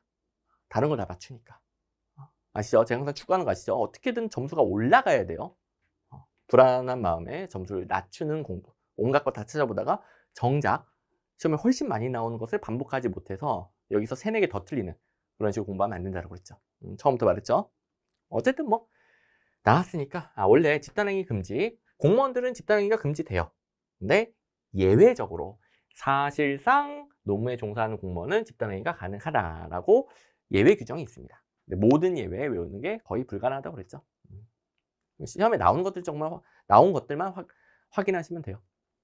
또 사실상 노무에 종사하는 공무원은 아주 극소수고 대표적인 예시가 우체국 집배원분들이라 보시면 돼요. 그분들은 이제 일반적인 공무원하고 다릅니다. 그래도 공무원으로 부르기는 하죠. 우체국 집배원분들. 공무원이라 부르긴 하지만 이제 여러분들이 우체국 집배원분들 하는 일들을 생각을 해 보세요. 뭐야, 로젠 택배, 뭐 쿠팡, 새벽 배송 등등 이런 택배 기사님들하고 크게 다르지가 않죠. 소속만 우체국이라서. 소속만 우체국. 근데 하는 일은 다른 택배 기사분들하고 똑같아요. 그래서 일반적인 공무원하고 좀 다릅니다. 그러니 집단 행동도 가능한 그 일반적인 공무원과 달리 집단 행동이 가능한 일반 택배 기사분들 집단 행동 가능하잖아요. 그렇게 같은 부류로 보시면 되겠습니다. 그래서 하는 일이 그렇습니다. 하는 일이. 그래서 공무원만 하는 일이 아니다. 다른 기업에도 그런 비슷한 일들 하는 분들이 많아. 그럴 경우에 사실상 노무에 종사하는 공무원. 또 다른 기업에 비슷한 직업이 있는 분들도 집단행위가 되는데 그분들은 안 되면 안 되죠. 그래서 예외적으로 집단행동 가능. 여기까지만. 이것도 잊어버려도 됩니다. 잊어버려도 돼요. 여러분들 맨인블랙 아나? 맨인블랙? 이거 이제 뿅 하면은 빛 쫙 하면서 이제 잊어버리는데. 내가 선글라스를 안 꼈네. 할 때 선글라스를 끼고 해요. 왜냐면 누른 사람도 기억을 잃을 수가 있으니까. 저도 같이 기억을 잃었네. 선글라스 안 껴가지고. 아무튼 다 잊어도 됩니다. 그다음에 20번. 정책 의제에 대한 설명으로 옳지 않은 것은 1번 바로 못 골라서도 괜찮고요. 뭐 역시 마찬가지로 처음 출제된 거고 이거 몰라도 푸는 거예요, 이거는. 그리고 이제 2, 3번은 지울 수 있죠. 외부 주도형. 정책 의제 설정 모형은 다원주의화 된 선진국에서 많이 나타나죠. 설명 생략. 3번. 정부 의제는 공식적으로 정부가 채택했어요. 해결하겠습니다. 명백하게 밝힌 문제를 정부 의제, 공식 의제, 정책 의제 이렇게 부르는 거죠. 4번. 바라바라치는 기준 질서 변화를 주장하는 요구가 정책 이슈가 되지 못하도록 막는 무의사결정을 강조했죠. 무의사결정의 수단으로서 이거 잘 챙기기로 했죠. 가장 직접적이고 가장 강압적인 거. 폭력, 테러 행위. 이거 무의사결정 수단이라고 그랬습니다. 무의사결정하고 폭력 뭔가 안 어울리는 것 같아요. 라고 수험생들이 오해할 수 있으니까 폭력, 테러 행위, 무의사결정의 수단이다. 아니다. 출제 포인트로 잘 낸다고 했죠. 다 모든 강의에서 배우고 기출문제 다 있으니까 지워서 풀어도 되겠고. 그 다음에 1번도 푸는 요령 우리 배웠잖아요. 언제 의제 설정이 쉽게 되느냐. 모든 강의에서 요령 배웠잖아요. 자, 안 배우신 분들은 본인이 정부라고 생각을 해보는 거예요. 친구가 혹은 뭐 국민들이 자기한테 뭐 요구를 해. 언제 들어줄까? 그게 의제 설정 해주는 거잖아요. 언제 들어줄 것인가? 언제 들어줄 것인가? 친구가 감정에 호소를 해. 이성적으로 호소를 해. 어떨 때 여러분들이 더 잘 들어주나요? 친구가 정말 이성적으로 와가지고 내가 이번에 사업이 필요한데 자금이 얼마가 딱딱 필요하고 이런 사업 계획상 너에게 이렇게 갚을게. 아이고 잘못 눌렀네요. 내가 이만큼은 빌려주면 이렇게 갚을 테니까 좀 해줄 수 있겠니? 나 애기가 밥을 굶고 있어. 언제 어떨 때 더 돈을 빌려줄 것 같아요? 당연하죠. 애기가 밥 굶는다는데 빌려줘야지. 그죠? 그래서 제가 이거는 수도 없이 많은 의사결정 영향 요인이 있으니까 제가 대표적으로 시험에 나왔던 것들이야 다 알려주지만 다 외울 필요도 없고 새로운 거 나와도 상관없다고 그랬죠. 어. 본인이 전부라고 생각하고 누가 자기한테 부탁을 해. 언제 들어줄 것인가? 이게 의사결정 아닙니까? 당연히 이성보다는 감정에 호소할 때 더 잘 들어줄 가능성이 높죠. 그리고 그렇게 못했어도 자 요령 다 배운 거예요. 하지만 못 배워서 혹은 배웠지만 못했어. 다음에 잘 써먹으시고 그래도 지워서 풀 수 있어야 되겠고 이게 더 기본. 자 외부주도형 다원주의죠. 읽진 않을게요. 그다음에 공식의제 공적으로 채택 읽진 않을 것이고 그다음에 바울아바르트의 무의사결정 수단 방법 중에 대표적인 거 폭력이나 테러 행위 가장 직접적인 방식이라고 그랬죠. 사용하고요. 이렇게 다 기출문제 있는 것들을 소거할 수 있어야 된다. 자 그리고 21번 기출문제 실적주의의 정당한 근거로 옳지 않은 것은 공직취임에 대한 기회균등 또 능력 자격을 검증해서 법적 행정의 능률성을 제고할 수 있어요. 그리고 똑같은 시험 문제로 시험을 쳐서 점수 높은 사람이 뽑히는 거니까 공정하고요. 신분 보장을 해주니까 안정성도 확보가 되죠. 뭐 너무 기본적인 거니까 생략하고 4번 행정에 대한 민주적 통제가 강화되는 건 뭐죠? 다 같이 엽관주의. 덕관주의 아니고요. 엽관주의. 행정에 대한 민주적 통제 강화, 엽관주의. 이것도 설명 생략 지겹습니다. 실적주의는 행정에 대한 민주적 통제가 약화되죠. 정치적 중립성을 워낙 강조하다 보니까 정치적 영역에서 행정을 강력하게 통제하기는 어려워지죠. 오케이. 그리고 기출문제에도 엽관주의에서 행정에 대한 민주적 통제 약화 땡. 엽관주의는 행정에 대한 민주적 통제 강화됩니다. 엽관주의 쪽 다 있고. 그리고 모의고사 뭐야? 자, 재작년 모의고사네. 재작년 모의고사에서 엽관주의의 정당화 근거를 냈거든요. 그러니까 모의고사라는 게 아니라 국가익 7급. 재작년 국가익 7급에서 엽관주의의 정당화 근거, 뭐 안정성, 지속성 땡. 아까 실적주의라고 그랬죠. 그다음에 엽관주의에서 행정의 민주화에 기여, 정치도자 행정 통솔력 강화 이런 것들이 다 행정에 대한 민주적 통제 강화죠. 그리고 2년 만에 이번에는 실적주의 정당화 근거로 엽관주의 정당화 근거 한번 냈으니까 이번에는 실적주의 정당화 근거 엽관주의만 실적주의를 바꿔 또 냈죠. 또 냈어. 근데 엽관주의를 내면은 실적주의도 이렇게 낸단 말이에요. 모의고사 쪽은 제가 실적주의 정당화 근거로 지금 모의고사 문제랑 질문이랑 그다음에 기회균등이랑 능률성이랑 이게 뭐지 이게? 오른쪽 모의고사잖아요. 모의고사인데 뭐지? 기회균등 능률성 질문 실적주의 정당화 근거 뭐지? 작두를 타야 되나? 이 정도로 제 모의고사랑 이 정도까지 똑같이 낼 필요는 없는데 괜히 저만 좀 우쭐해지고 작두 타야 되나 그런 생각이 들고 어떡하지? 이 정도까지는 필요 없는데요. 뭐 행정의 관료적 대응성 확보되는 게 행정에 대한 민주적 통제 강화죠. 표현은 좀 다르지만 이것도 똑같은 내용이죠. 땡땡땡. 출제 포인트도 심지어 똑같고 행정의 관료적 대응성 확보, 행정에 대한 민주적 통제 강화, 엽관주의. 뭐지? 그만할까요? 그만할까? 여러분들 지겨울까 봐. 자, 아무튼 저도 놀랐어요. 저도 놀랐어요. 제 자랑이기도 하면서 저도 놀래가지고 아무튼 뭐 이 정도까지는 그러니까 출제하시는 분들 이 정도까지는 제 모의고사 똑같이 내실 필요는 없습니다. 그러면 이제 좀 불공평하잖아요. 그죠? 그것도 제가 오해받을 수가 있어요. 김덕건 선생님 그 문제 몰래 이렇게 입수했다. 제가 오해받을 수 있고 제가 잡혀갈 수가 있단 말이에요. 출제위원분들 이 정도까지는 똑같이 내실 필요는 없습니다. 자, 22번 직업공무원제에 대한 설명을 옳지 않은 것은 자, 2번부터 보시면 젊은 인재를 뽑아 장기간 근무시켜 평생 동안 공직에 봉사하도록 만드는 거죠. 대신에 잘 보세요.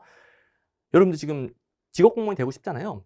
근데 평생 동안 국민을 위해 봉사하는 거 왜 하는 거예요? 왜 그걸 하고 싶은 거예요? 봉사하면 먹고 사는 문제, 직업적 안정성, 신분의 안정성, 퇴직 후에도 노후 다 보장해 줄게. 이러니까 여러분들이 공무원 되려고 하는 거 아니에요. 직업공무원제. 특히 우리나라는 직업공무원제적 성격이 어마어마하게 강한 국가이기 때문에 공무원의 신분보장, 직업 안정 엄청나게 강조하죠. 그래서 봉사만에 평생 책임져 줄게. 이게 직업공무원제가 공무원을 동기부여하고 공직사회를 운영하는 방식이죠. 그러면 1번 공무원의 직업의식이 공부될 수 있고요. 공직에 대한 자부심과 일체감이 제고됩니다. 왜냐하면 그만큼 혜택이 주어지니까.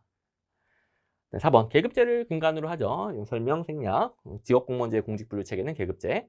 네, 정부 업무의 안정성과 계속성. 그렇죠. 공무원이 한 번 들어오면 웬만하면 평생 동안 근무를 합니다. 그래서 안정성과 계속성이 확보될 수 있는 거죠. 근데 이제 3번 대신에 외부 환경에 대한 적극적 대응과 새로운 지식 및 기술 도입은 어려워요. 왜냐하면 폐쇄적인 임용을 하죠. 그래서 원칙적으로는 최하위 직급, 예를 들어 9급으로 뽑아서 계속 줄줄이 승진하고요. 계속 9급으로만 들어오는 거예요. 우리나라야 뭐 9, 7, 5급 세 군데가 있지만 원칙적으로는 폐쇄적이기 때문에 외부의 다양한 인사들을 활용할 수가 없죠. 그래서 외부 환경에 대한 적정이 되게 어렵고 새로운 지식 기술 도입이 어렵습니다. 그 다음에 일반 행정가주의예요. 행정의 전문성이 떨어지죠. 일반 행정가주의. 그러니까 두루두루 다양한 업무를 수행하도록 하죠. 하나만 죽어라야 그 하나에 대한 전문성이 올라가는데 여러 가지 업무를 두루두루 하니까 전문성은 떨어집니다. 3번.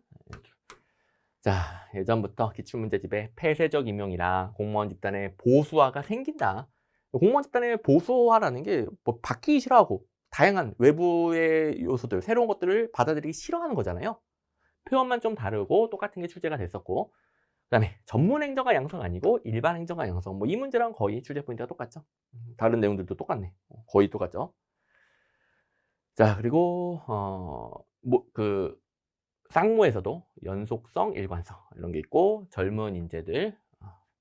그리고 3번에 공무원이 환경적 요청에 민감하지 못하고 어쩌고저쩌고. 환경적 요청에 민감하지 못하다. 환경적 요청에 민감하지 못하다. 또 국가 7급에 나왔던 게 또 나왔어. 또 몇 년도요?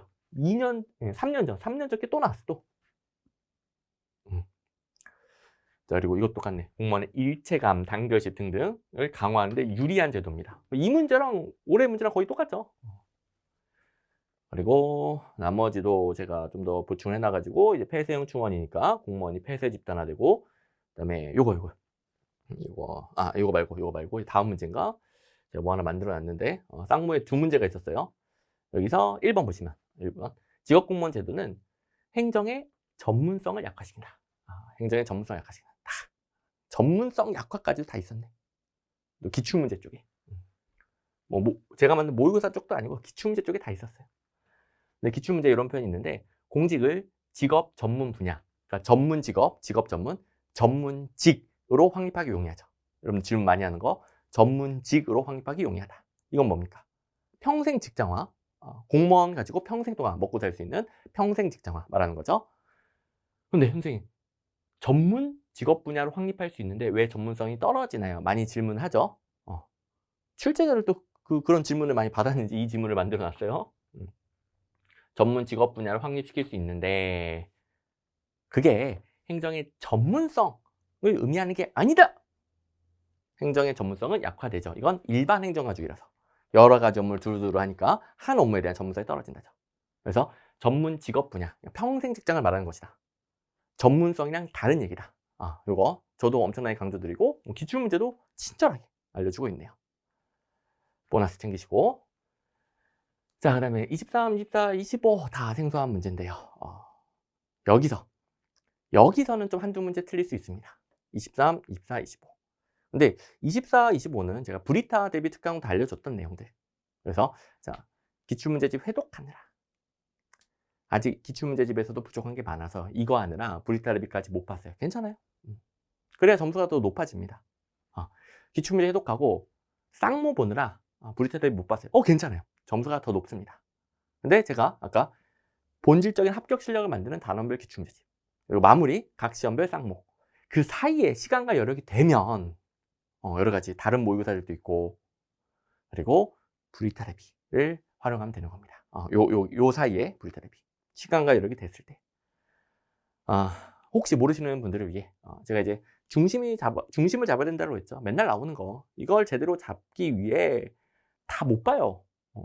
이거 나도 제대로 잡기에도 벅차고 이걸 제대로 잡아야 합격을 하니까. 이게 안 돼 있는데 넓히면은 그냥 망하는 거예요. 무조건 망하는, 무조건. 망할 수도 있는 게 아니라 이게 안 돼 있으면 무조건 망하는 거예요. 중심을 잡는데 수험생이고 또 행정학 범위는 무한정하고 뭐가 나올지 모르고 생소한 게 나오니까 범위를 조금 더 넓힐 거면 아무렇게나 넓히지 말고 제가 그 테두리 브리타 대비로 따로 교재에도 정리해 두고 한 4시간짜리 특강을 따로 주죠. 4시간. 뭐 4시간을 약간 복습까지 해서 한 4시간 플러스 알파 정도만 대비를 하시오.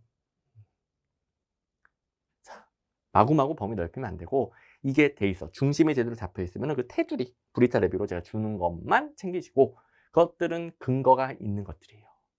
좀 오래되긴 했지만 그래도 옛날에는 좀 나왔던 내용이거나 아니면 아직 한 번도 안 나왔지만 최근에 학계에서 중시하고 있어. 논문들이 나오고 있어.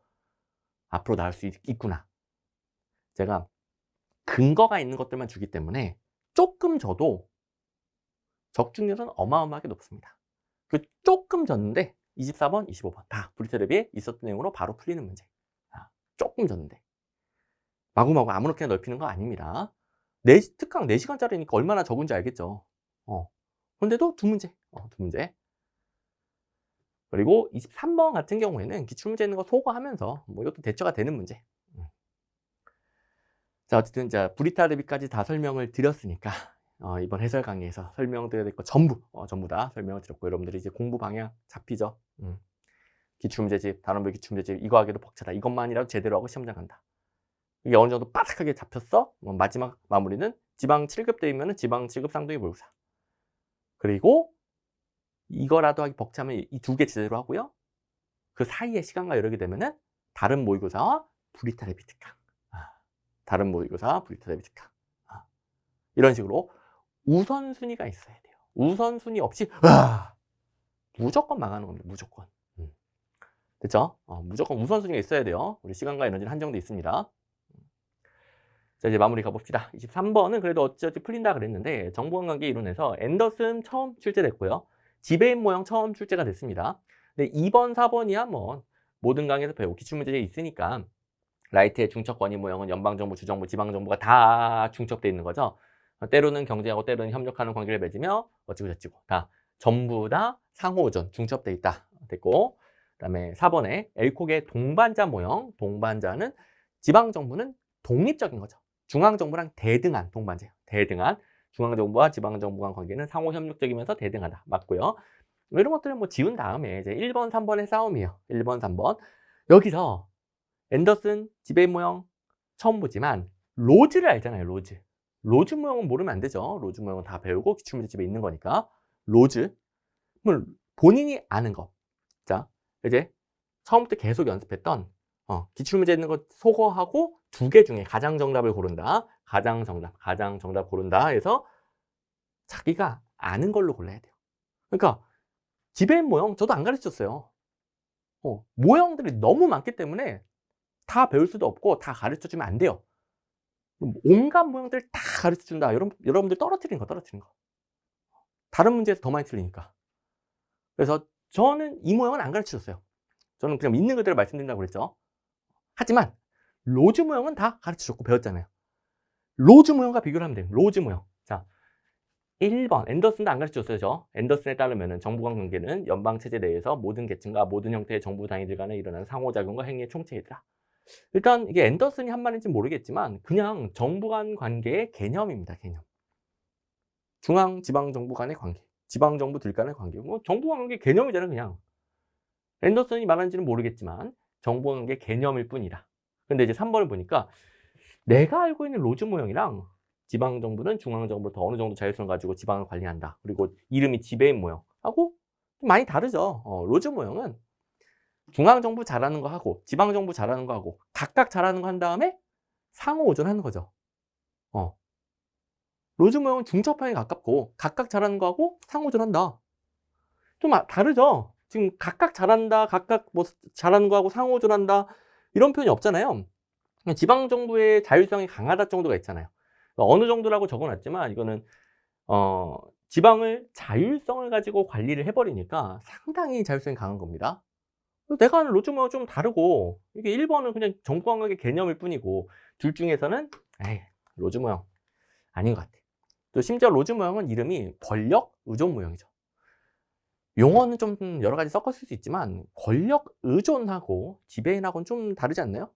지배인. 그만큼 지방정부가 그 지역의 지배인으로서 나름 힘이 있는 거예요. 로즈 모형 그 정도는 아니죠. 중간이죠, 중간. 그리고 기출문제, 아니, 쌍둥이 모의고사 쪽에도, 제가 이제, 어디 갔니?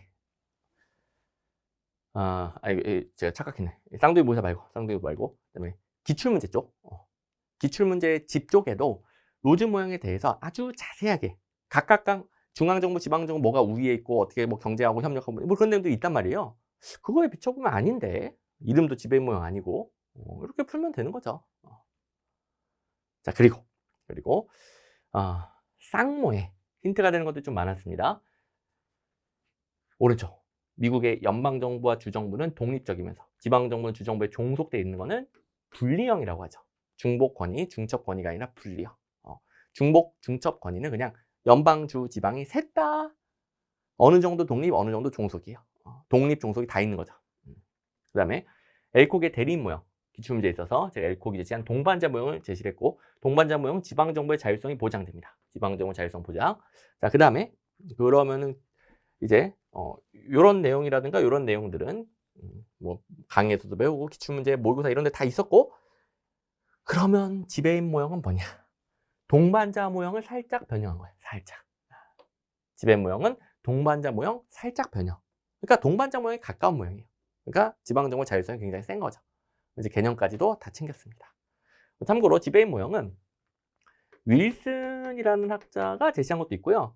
엘콕도 동반자 모형, 자기의 모형을 살짝 변형해서 제시를 했습니다. 윌슨 아니면 엘콕이고요. 로즈는 모형이 전혀 다르더라. 됐죠? 오케이. 그 다음 24번. 우드워드의 기술 이론과 조직의 구조적 특성. 자, 이거는 뭐 기출 문제집에 딱 이런 내용이 있죠. 대량 생산 기술은 관료제가 적합하지 않다. 땡! 이런 게 있죠.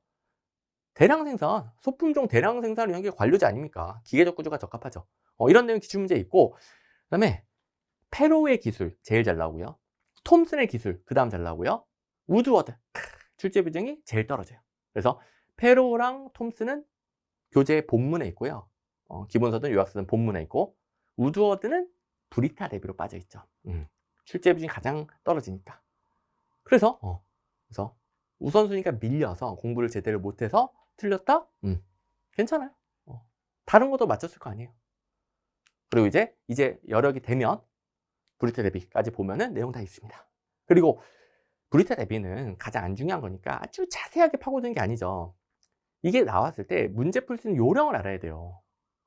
주구장창 그 이론을 계속 배우면 안 되는 거예요. 시간을 너무 많이 쓰면 안 되는 거예요. 요령 꼭 공부해야 돼요. 요령. 그럼 브리타 대비 특강에서 우드워드 공부한 요령 이렇게 설명해 줍니다. 소품종 대량 생산 기술 기계적 구조. 기계적 구조. 그다음에 다품종 소량 생산 기술. 유기적 구조겠죠. 그러니까 다품종 소량 생산 이거는 여러 고객들이 각자 원하는 것을 요구를 해요. 그 고객에 맞춰서 하나 여러 가지를 소량씩 만들어야 돼요. 고객들의 요구에 대한 대응이 필요해요. 유기적 구조. 그리고 우드워드가 아니더라도 원래부터 기계적 구조 관료제는 소품종 대량 생산. 유기적 구조는 원래부터 다품종 소량 생산. 원래부터. 우드워드 몰랐어도. 그러니까 우드워드도 우리가 모든 강의에서 배우는 그 알고 있는 내용 바탕으로 거기까지. 그래야 조금 공부하고도 써먹을 수 있는 게 많아요. 1번 대량 생산 기술 기계적 구조죠. 공식적인 절차나 규칙 오케이. 2번 단위 소량 생산 기술. 문서에 의한 의사소통은 관료제 기계적 구조인데 그건 낮고 작업자 간 구두에 의한 의사소통 그렇죠. 계속 다양한 요구에 대응해야 돼요. 변화에 대응해야 돼. 작업자들 간에 바로바로 말로 의사소통이 필요하죠. 그다음에 3번 단위 소량 생산 기술 소량 대량 생산 기술 조직에 비해 느슨한 조직 구조. 무슨 말이지? 낮은 수직적 분화. 맞네. 타일관료제, 유기적 구조들은 다 수직적 분화가 낮죠. 계층이 없는 거죠. 수평적이네, 수평적. 그리고 느슨하다는 것은 조직 구조가 명확하게 다 정해져 있는 게 아니구나. 기계적 구조, 관료제적 구조는 조직 구조가 명확하게 다 나뉘어져 있죠. 철저하게. 근데 그런 게 아니구나. 왜? 변화에 대응을 해야 되니까. 그래서 유연하다, 느슨하다 이렇게 쓴 거구나. 오케이. 그 정도만 알아도 1, 2, 3번을 지울 수 있고 연속 공정 기술이 우드워드에서 특수한 부분인데 이 부분을 좀 놓쳤더라도 1, 2, 3번은 다른 조직 이론을 다 배우고 브리타에 비해서 이걸 중심으로 설명해주고 지울 수 있죠. 지울 수 있죠. 어쨌든 우드워드에서 특이한 게 연속 공정 생산. 컨베이어 벨트 같은 거예요. 계속 연속적으로 그 톰슨의 연속적 기술하고 유사합니다. 그래서 컨베이어 벨트 같은 건데 이건 이제 문제가 뭐냐면 그게 자동화 시키는 거긴 한데 쫙쫙쫙쫙 돌아가려면 가장 복잡한 기술이 필요해요. 그러니까 자동화 시키면 편하지. 근데 그걸 만드는데 너무너무 복잡한 기술이 들어갑니다. 그래서 그냥 하나를 대량 생산한다. 그리고 각각의 고객 요구에 맞춰가지고 조금씩 만들어준다. 거의 수작업하는 거나 마찬가지죠. 고객들의 요구에 맞춰주는 거니까. 그런 거에 비해서 컨베이어 벨트처럼 연속적으로 처리되는 걸 만들려면 가장 고도의 복잡한 기술이 필요해요. 그리고 거기서 자동화가 되긴 하지만 중간중간에 오류가 발생할 수 있고 그때 관리자가 계속 개입을 해야 돼요. 계속. 지금이야 뭐 개입할 일이 별로 없었겠지만 이 당시에는 개입이 좀 필요해요. 그래서 관리자가 차지하는 비율이 가장 큽니다. 근데 4번 참고만 하는 거고요. 몰랐어도 풀 수 있더라. 됐죠? 마지막!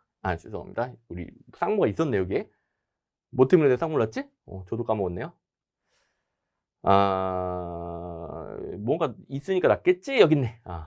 소품종 대량 생산은 관료제다. 소품종 대량 생산 관료제다. 이거는 우주어도 아니더라도 원래부터 배우는 거다. 그것 때문에 낫네. 근데 아무튼 요 쌍모는 문제가 바로 풀리는 건 아닙니다.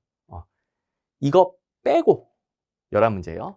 이거 빼고. 그래서 저도 순간적으로 까먹었네. 아무튼 이거 빼고 11문제. 다음도 마찬가지야. 이것도 이제 쌍모가 하나 있거든요. 근데 얘는 풀리네. 얘는 풀리는 거고 얘는 풀리는 거고 이거였나? 이 23번, 24번의 쌍모는 그것만으로 문제를 못 풀죠. 23, 24번 쌍모를 빼고 11문제가 바로 쌍모에서 풀리는 문제가 나왔다. 오케이. 자, 이제 마무리 갑시다. 힘들다. 자, 딜런의 원칙에 대한 설명 옳은 것은 자, 딜런의 원칙은 쌍모 살짝 봤죠? 쌍모에다 있었던 건데 그걸로 다 풀립니다. 브리타 레비 특강에서도 배우고 쌍모에도 있었고 그 내용을 알면은 어마어마하게 간단한 문제예요. 근데 거기까지 못했어도 풀 수 있어야죠.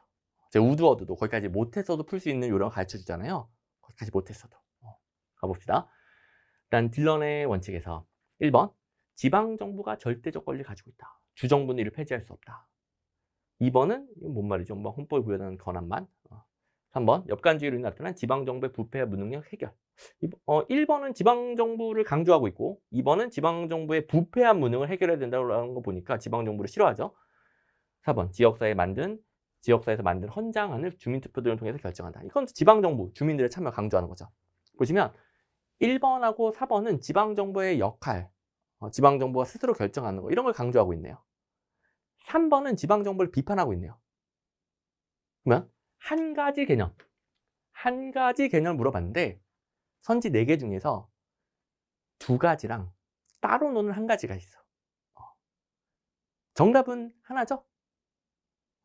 정답 뭐 OMR 때 1번, 4번 동시에 색칠하면 땡이잖아요? 정답은 하나죠, 하나? 그러면 1번, 4번이 비슷한 맥락이고 3번은 반대란 말이에요, 반대. 3번 골라야 되겠죠. 이런 요령도 있습니다. 그렇죠? 뭐 계속 그동안 훈련하셨던 분들은 어떤 건지 다 아실 것이고 처음 들어보신 분들도 한 가지 개념에 대해서 물어볼 때 혼자 딴소리 하는 게 답이더라. 정답은 하나니까 혼자 딴소리 하는 게 답이더라. 4개 다 모른다 하더라도 2번이 무슨 말인지 모른다 하더라도 3개 중에 혼자 딴소리 하는 거 답이더라. 그런 요령도 있습니다. 이것도 훈련을 해야 시험장관 생각이 나겠죠? 또 해필이면 25번 여러분들 가장 시간 촉박할 때 이렇게 바로바로 생각이 나려면 미리 들어두고 적용도 해보고 계속 훈련을 거쳐야 됩니다. 자, 아무튼 이제 내용 설명 드리면은 내용을 알면 쉬워요. 지방정부는 주정부가 다 좌지우지해야 된다. 이게 딜런의 규칙이 되겠습니다. 그래서 지방정부 절대적 권리 없고요. 주정부가 폐지할 수 있고요. 그다음에 지방정부는 주정부가 부여한 권한만을 행사해야 되고요. 그다음에 4번 지역사에서 만든 현장 안을 주민투표 등을 통해 아니고요. 주민투표가 아니라 주정부가 다 결정합니다. 지방정부에 대해서는 주정부가 다 결정한다. 미국은 연방, 주, 지방 있잖아요. 아까 정부와 관계에서도 세 단계 있었죠. 아무튼 딜런의 원칙은 주정부가 지방정부를 싹 다 결정하니까 1, 2, 4번 땡, 정답은 3번. 그리고 이건 지방정부를 못 믿는 거죠. 이 당시에는 역관주의 폐해가 발생하던 시절이에요. 역관주의 폐해 알죠? 각종 부정부패가 발생한 등등등 지방정부의 부패한 문제를 해결하기 위해서 주정부가 지방정부를 다 통제를 해야 된다. 3번을 뭐 자세히 배울 필요는 없습니다. 1, 2, 4번 지울 줄 알면 되겠고. 오케이. 자, 그리고 이거는 이제 쌍무만으로 풀리는 거. 이번에 딜런의 규칙.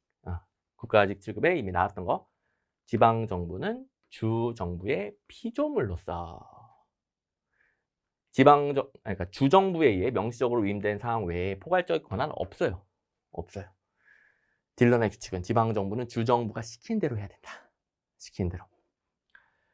그리고 여기도 모의고사 쪽도 지방정부는 주정부의 피조물로서 독립된 자치권이 없는 거지. 주정부의 피조물인데 독립된 자치권 없고 주정부는 지방정부를 폐지할 수 있고 없다 땡. 폐지할 수 없다 땡. 뭐 이렇게까지 출제자분들이 이렇게까지 제 모의고사 똑같이 내시면 저 오해받는다니까요. 너무 똑같은데 이거 이렇게 똑같이 내시면 안 되는데. 아무튼 자, 딜런의 규칙은 쌍모로도 풀리고 브리트 대비로도 다 배웠고 그리고 무엇보다 브리트 대비랑 쌍모까지 못 봤다 하더라도 풀 수 있는 요령도 배웠고 제 해설 강의가 길 수밖에 없다는 거 알겠죠? 정말 여러분들에게 이 무료 강의지만 제가 여러분들 합격을 위해 해주고 싶은 게 많아요. 방향도 제대로 잡아주고 단순히 그냥 정답 몇 번이에요, 뭐 이유 뭐예요 그런 게 아니라 여러분들이 합격해야 되거든요. 제 성격은 여러분들을 합격시켜야 되거든요. 그래서 정말 1시간 반 정도가 좀 넘었나? 넘었네. 제가 감이 있죠. 너무 갔네요. 아무튼 1시간 37분 됐나? 아무튼 여러분들의 합격 기간 1년 반을 줄여줄 것이다. 자부합니다. 그래서 제대로 안 들으신 분들, 건너뛰면 들으신 분들은 꼭 꼼꼼하게 다 들어주세요. 정말 어마어마하게 중요합니다. 자, 우리 기출문제집의 기출문제만으로 바로 풀리는 20문제는 완벽하게 대비해 주시고 생소한 문제 5문제 중에서 그래도 정부 간 관계 모형 이거는 내용도 나름 중요한 편이에요. 로즈 모형을 알아야 또 푸는 거니까 이런 로즈 모형 우리 배웠던 것들 기출문제에 있는 것들은 좀 챙겨두시고 나머지 뭐 무작정 범위 넓히지 말고요. 그 다음에 나머지는 C급이 되겠습니다. 이걸 제대로 해야 여기도 잘 풀린다라고 그랬죠. 대부분의 문제들이 일단 기출문제에 있는 거 소거하고 들어갔단 말이에요.